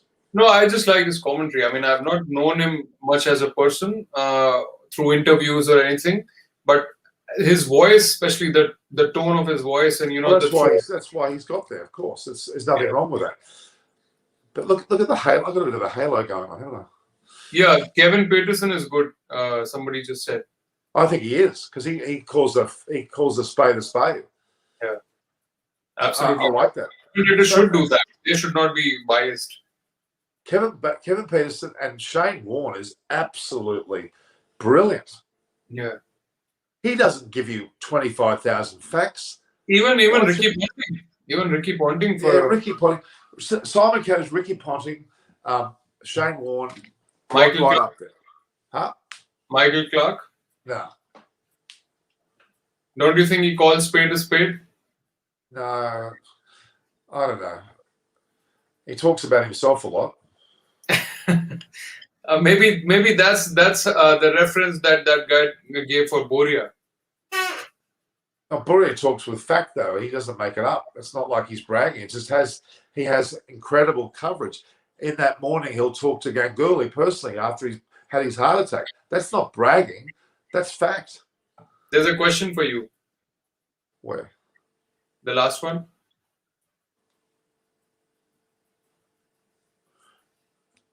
Fox. There's a certain. I mean, Channel 9 were the best by a country mile for so long. The first branch of them, the Benos, the Tony Greggs, the Bill Lawries, the Max Walkers, Ian Chappells, they were the best. The second crop, Mark Taylor, Michael Slater's pretty good. Mark Taylor a bit annoying, but Michael Slater's very good. That's a bunch that are okay. Kerry O'Keefe is just so funny. Kerry O'Keefe is just overwhelmingly funny. His laughter is quite contagious. He's brilliant. It's so much fun to listen to. So much fun. He played for Australia, not forgetting. He played for Australia. He jokes about being hit out of the park by Richards. Good on him. Would you ever hear Michael Clark talk like that? No. He will never. But I mean, Shane Warner's brilliant. Shane is just perfect. He's a natural. Simon Kadich is very good. But you get my point now, don't you? I don't think you need a commentator does not need to come out with a billion stats. What do you think about Michael Slater or Damon Fleming? Damon Fleming's a pain in the butt. I think he's annoying. He thinks he's a bowling coach when he was a good bowler, but he's not a bowling coach. Has he been a bowling coach for any side? No. Wonder why. I mean, what about Michael Slater? Michael Slater's pretty good. Because he's commentating in IPL right now. He's good. I like Michael. But if you understand my point? Yeah. Some people just throw too many stats and never shut up their stats. And I don't give a hoot. In 2008, someone scored 177.5. If you see the good ones, the good commentators, they would never bring up stats like they're bragging about it. They would just subtly slip in a couple of stats here or there. But otherwise, because that's their job. I mean, their job is not being a stat man. Their job is to be a commentator. But if they're humble enough, they'll say that John Smith next to me here is just giving me a stat. The stat is blah. Yeah, perfect. Absolutely. Perfect. That's the way you deliver it. You don't pretend that you know it, because then you look like a goose. Because what happens is, I'm joking, but you don't look at the paper. You try to remember it, and that's when you make a mistake. Say that John Smith is giving me the paper, and the paper reads blah. Then I think, right, good. Yeah. Do you know this Indian statman Mohandas Menon? He's on Twitter as well. So he's the one usually giving Indian commentators all the stats. So every time you'll hear Sunil Gavaskar or Harsha Bhogle giving out a stat, they would always give credits to Mohandas Menon. And that's what I'm saying. That's exactly what I'm saying. Even Sunil Gavaskar is a great commentator. Yeah, he's very good too, yeah. But you get my point, actually. Someone who's humble commentating, someone who doesn't make out that they are the knowledge expert when they're not. I mean, when you're on radio, which is very, very different, when you're saying he hit it to cover, pushed it past the field, blah, blah, blah, the level of detail there, you've got to imagine seeing it. Jimmy Maxwell he's done it for 40 years. I've got a great video of me with Jim talking about a post-match review in Australia. Have a look at it. I've got it. Marvelous. I just love it. I loved him. I think MS Dhoni will make a good commentator, isn't it? Yeah. He's quite witty. Ravi Shastri. How can we forget him? He is like the Tony Gregg or Richie Bennett of your country. He is one of the best commentators. And his voice we are actually waiting. Once he retires as a coach, he'll get back to commentary. So we are waiting for those days as well. He speaks. Oh, I love listening to him speak. It's even the tone of his voice. That's the other thing. If you've got a distinctive voice which we associate with something, that's what you want to hear. Margaret Clark, yeah. I go click. I can't stand his voice. He's not a TV person. His voice is very squeaky. Even Sachin Tendulkar's voice is very, very, very hard to listen to. Yeah, that's why he probably never got into commentary. Smart decision. Yeah, he doesn't need to anyway. But I mean, his voice is not good for commentary. There's quite a few like that. I mean, Merv Hughes was a character. He was a character. Anyway, it's just you got to be distinctive. Ian Bishop is a good one. Yeah, he's good, especially at major dramatic moments. He knows what to say, but he doesn't oversay it. He says it at the right level. And I'm going to say it again. Lisa Slaker, the bloke's coming in the bowl, the ball's being delivered, the batsman's about to hit it. She's still talking about that 5.37%, blah, blah. And I'm thinking, I don't care. I want to watch the guy hit the ball. Shut up. I mean, really. That is super annoying and super rude to be talking over a person playing. You're not more important than the game in front of you. You know, recently when Rishabh Pant won Man of the Match against England in one of those test matches, so Harsha Bhogle actually told him that, you know, all the things you keep saying to spinners keeps recording in the stump mic. So people are actually looking forward to hearing you more than commentators. So Rishabh Pant actually replied to him, then the commentators need to do a better job. I love it. You know, I mean, do you remember how famous that whole Tim Payne and Rishabh Pant camaraderie get? I mean, that babysitter thing. That was funny. Yeah, it was funny. It is funny. It is very funny. Tim Payne tries to be in your head, but he says too much. His sentences are way too long. He hasn't got quick stuff going on. The best was Shane Warne. He was the best. He knew exactly how to get in people's mind. Who can forget his fight with Marlon Samuels? Or more the way that he got in Daryl Cullinane's head. Daryl Cullinane was a mess because he went to see a psychiatrist or something, and then as he came out the bat, he goes to Daryl Cullinane, what colour was the lounge? And that one sentence threw him. He was a mess. Little things like that are very clever. Kane Williamson is pretty concerned about black people.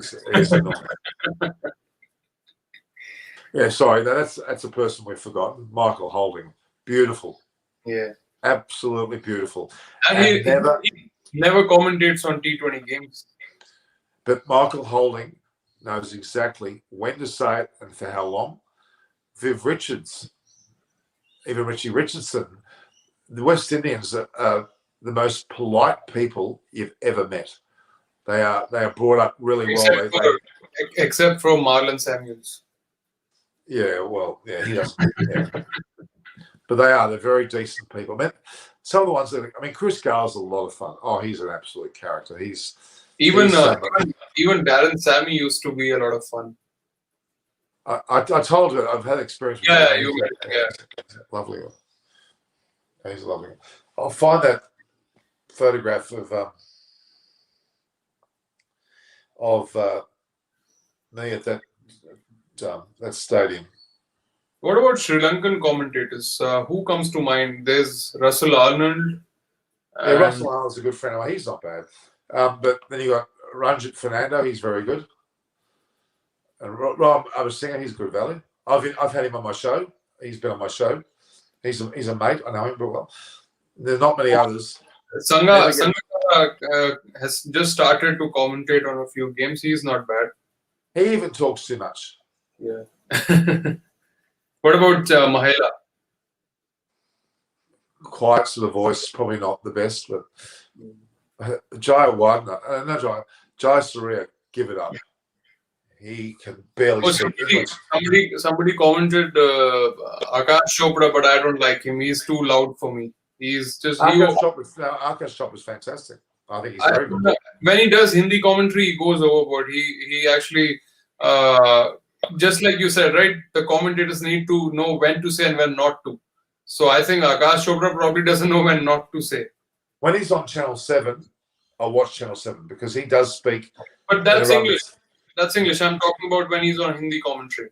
Yeah, he's very animated. You're right. Yeah. He's also got millions of followers as well. All right. Here we go. I think you can edit out this last section of commentary panel and put it as another video. It will get good views. There's quite a few of these longer videos that I can cut and do that. I have to work out I'll do that eventually. I'm just not that equipped with my editing skills to do that.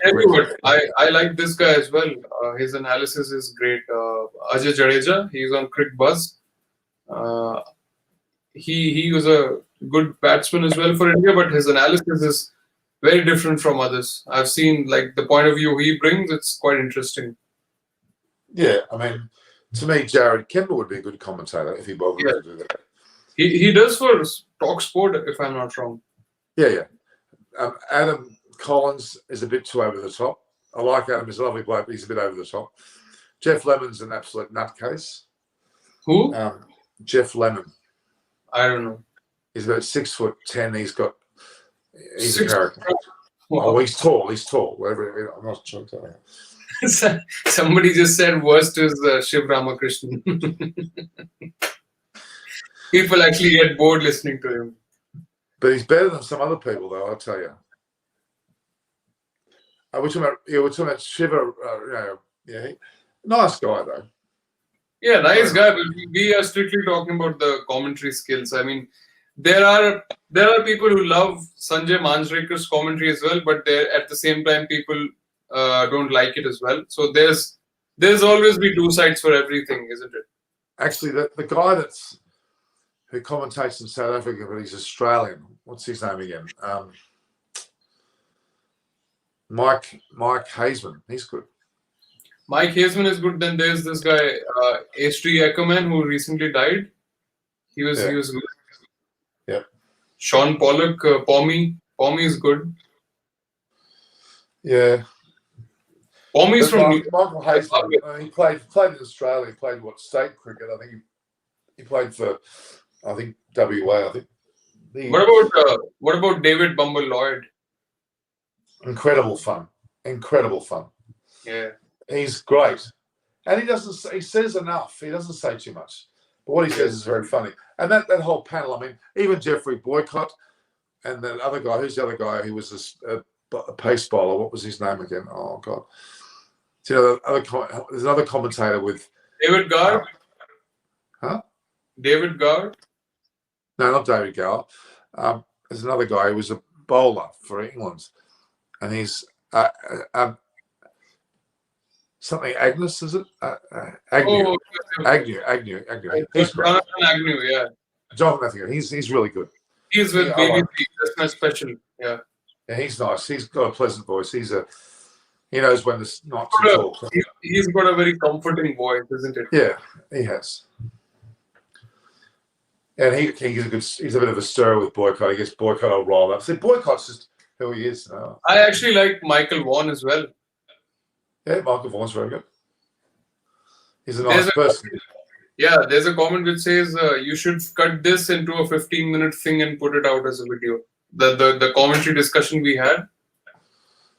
Yeah, I mean, I'm by no means saying I'm an expert, but I think I've got a pretty good handle on how to commentate. And you do not talk. You do not talk when the bowler's going to bowl. I don't care if you've got a great sentence to finish. You stop. Yeah, because we're there to watch the game, not to hear us. If you're on radio, a different story because they're not seeing the physical. Yeah. Bob Willis. Somebody said Bob Willis. He was he was all right. Yeah, he was all right. I mean, he just recently passed away, didn't he? Yeah, he did. Somebody, Ashok says David Gough. I think he's talking about Darren Gough, isn't it? Who is David Gough? Yeah, Darren, or maybe David Gower. He was talking about. Yeah. Darren Gough, well, he was all right. Actually, one of the best commentators was Jeff Thompson. He was really good. I haven't heard much of him, but if you're saying he should be good. Oh, he actually handled it really professionally because he's a real character and he swears and carries on, but he was very polished when he spoke. Actually, Andrew Simons is horrible. Not nice guy, but he's a waste of time. Shouldn't be commented. But the worst is Jai Surya. When he tries to speak English, you want to throw the phone at him. He's a basket case. In fact, it's actually funny because he puts sentences together which make no sense at all. You Google Jai Surya commentary and you'll laugh your head off because it doesn't make any sense. What about Brett Lee? Who? Brett Lee. Oh, he's all right. He's not bad. He's not enthralling. Because he's there on Star Sports in the IPL feed. He's also on Foxtel, I think. Yeah, they've got Brendan Julian. He's very pleasant. Then there's this guy Nick Knight. He's also not bad. Yeah, Brendan Julian played with Shane Warne. Didn't play long, but actually Mike Whitney's very good too. Mike Whitney, but he has his own TV show. He's had his own TV show for 30 years, every week, called the Sydney Weekender. He's hosted that for 25, 30 years. Yeah, incredible. Such a. Max Walker. If you heard Max Walker speak, oh, absolutely amazing. All right, what time is it? That's long enough. We've talked for long enough, I think. Let's go to commentating is something that, by no means am I saying I'm an expert, but I think I'm a pretty good judge of what's annoying and what's not. It's opinion based too. Yeah, some people might like. You like Mark Nicholas. I don't. I like some people that you may not like, but yeah, as long as people don't think. You like Ramakrishnan, and I don't like. I don't mind. But I don't like people that are full of themselves, who actually think that they're good. All the people that try to show off, or the people that think they have to tell you as many stats as they can. I mean, even people that come on our program, I won't go into detail, but from certain fan groups, they think, oh, I'm on air. I've got to say everything I know in 5 minutes. I don't care if you want to hear it. I'm going to tell you. No. Anyway, all right. Thanks, Kesha. What do you got here? I'll remember this one. Jimmy Boycott, I love him. I think he calls a spade. He gets upset. He's rolled up very easily. He gets really upset over nothing. I like that. That adds a bit of fun. He's one of my favourites actually because he's a nutcase.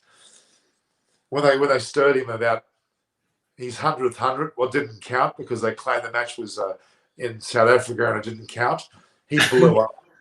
It was a complete. Did you see that video? Yeah. When Jonathan Agnew made out that his 100th test wasn't the 110th and doesn't count and has to change the records, he got so upset. That was so funny. This guy, Ian Ward, is also good at Sky. Ian Ward. Who? Ian Ward. He's with Sky. He hosts as well. Yeah, I know who you're talking about. Yeah, he's pretty good. Robert Key. Yeah, he's a funny one. Not funny as in funny, but an unusual one. Yeah. There was this. I like banter. I like banter. I like when someone has a go at another guy, and they like the Agnew boycott thing. I love because you need to be able to do that. You need to stir somebody up. There was this. If anything I say about myself is good, I'm thinking that's something that I love doing. I love someone having a go at me and me reacting. I like that, and I do that with Chris Vernon a lot. There was this recent podcast where they had Kevin Peterson on. It was a Sky podcast with Robert Key and Nasser Hussain. And Peterson actually forgot the name of the English selector, Ed Smith. He forgot the name. Yeah. And he says, he actually says on air, who's this guy who selects for England? I don't know his name. And Robert Key just bursts out right there. He laughs. He couldn't control his laugh because Kevin Peterson doesn't know who's the national selector. I mean, you can have mental. I have mental blocks about names a lot, but while I'm mentioning the person, I can see them. I can have a visual happening on the side of my face, but I've got their name. That's a memory trait. It's not. I never forget a face, but I forget names. Simple. Anyway, all right. Ashok Chaka. I don't know who that is. That's a joke, isn't it? What he wrote after a joke. You shouldn't put it out in words. Yeah. This Kane Williamson. I'm gonna take you. I'm gonna delete you, Kane Williamson. You get me to say things which I'm not supposed to say. I know your trick. Which women cricket team is at number 1 ODI ranking? Asking Keshav as you're good at cricketing knowledge. I am assuming it's Australia. Oh, Australian women have won the last 23 matches in a row. They're killing it. If they won 23 matches in a row, I think they're number 1 somehow. They should be 1 to 10. Alyssa Healy, oh my God. She is incredible. She's probably better than her uncle, which is Ian Healy. Is she married to Mitchell Stark? Yep. They've known each other since they were kids. How remarkable is that? That those two have not only been like boyfriend, crushes when they were kids, but they both played for their country and still playing for their country. That is mind blowing. Yeah. I don't think there's anyone that I know that. I mean, Steffi Graf and Andre Agassi are married now, and they're in love and everything. They're both the number 1 in the world, but they didn't know each other from the kids, did they? Interesting pairing, those two. It's like, what, 7:30 over there? Yeah, I think so. I don't know. Are you going to sleep off now or go for I've actually broken through a barrier now. I think I've broken through, but we're going to go, I think. All right, guys. It's long enough. So, see you later. I don't know who. What's that word that Kane Williams was saying? Is that rude? No, that's fine. He's just saying the name of wife of Bumrah. It's also the last time the guy died, wasn't it? Yeah. Even Healy and Perry are childhood friends. Who's Perry? That's Elise Perry. Okay. She's the leading. She's one of the leading players in the world. I know they're all school friends. I know. All right. We'll get going. So all the best. Kesh, I don't know how we last this long, but we do. We'll talk later. I'll eventually work out how to split these videos up. There probably are some little gems in there. We'll work through it. All right. Yeah. Anyway, in India it's just 3, so I still have time. You have time to do what? I have time to make music or watch a movie and then sleep. It's bizarre hours. After the T20, what am I saying? After the IPL, there's no hope in hell I'm going to be up this late. Yeah. Kane Williamson is now asking me, when will you sleep, Keshav? Your father doesn't beat you for late night chat. Why would my father? Kane Williamson is more of a. Why don't you go on camera? Okay, Mr. Gutless Kane Williamson. If you can't tell us your bloody real name, go get lost. I mean, the other day my father was on this chat when Norman had gone for car drive, and my father was actually commenting on how he has also visited Sydney. Yeah, you told me that. Yeah, Norman, you are a symbol of perseverance, such dedication to the game and your fans. So that's a nice little thing to end the podcast with today. It is very nice. The fact is, I've done all day workshops with heaps of people and talk my head off, and I love that. Talking's my paintbrush. All right. Okay, guys, we're going to get going. And that's a yawn from you. That's enough. All right, guys, all the best. We'll talk to each other very soon again. This is Norman Kochek signing off from Eyes On. I keep on saying extra time. Eyes On Cricket with Norman Kochek. And don't forget, I've got my cup there. Look out for that. I'll have that on the merchandising thing very soon. I like the font which you have used for your naming. And I like the fact that they've got a photo with me in it, of course, but with the logo on 3 times. You said there's 3 logos? Yeah. Well, 2 at least. And the Gusto restaurant, that's my favourite coffee shop. And that was by accident. And they're excited because now they want the cups in their shop. All right, there you go. All right, I'm going to head off down to that coffee shop. We should actually go to the coffee shop because there's some incredible people down there. Incredible people. And I'm okay. I'll get going. I'll talk to you. I don't have a girlfriend. Somebody's asking me if I have a girlfriend. If I had a girlfriend, I don't think I would have been able to spend so much time on Norman's channel like this. She'd be bugging me. No, you're perfectly right. All right, guys. All the best. We've hit long enough. We've hit a brick wall. Ciao. Speak to you soon, guys. All the best.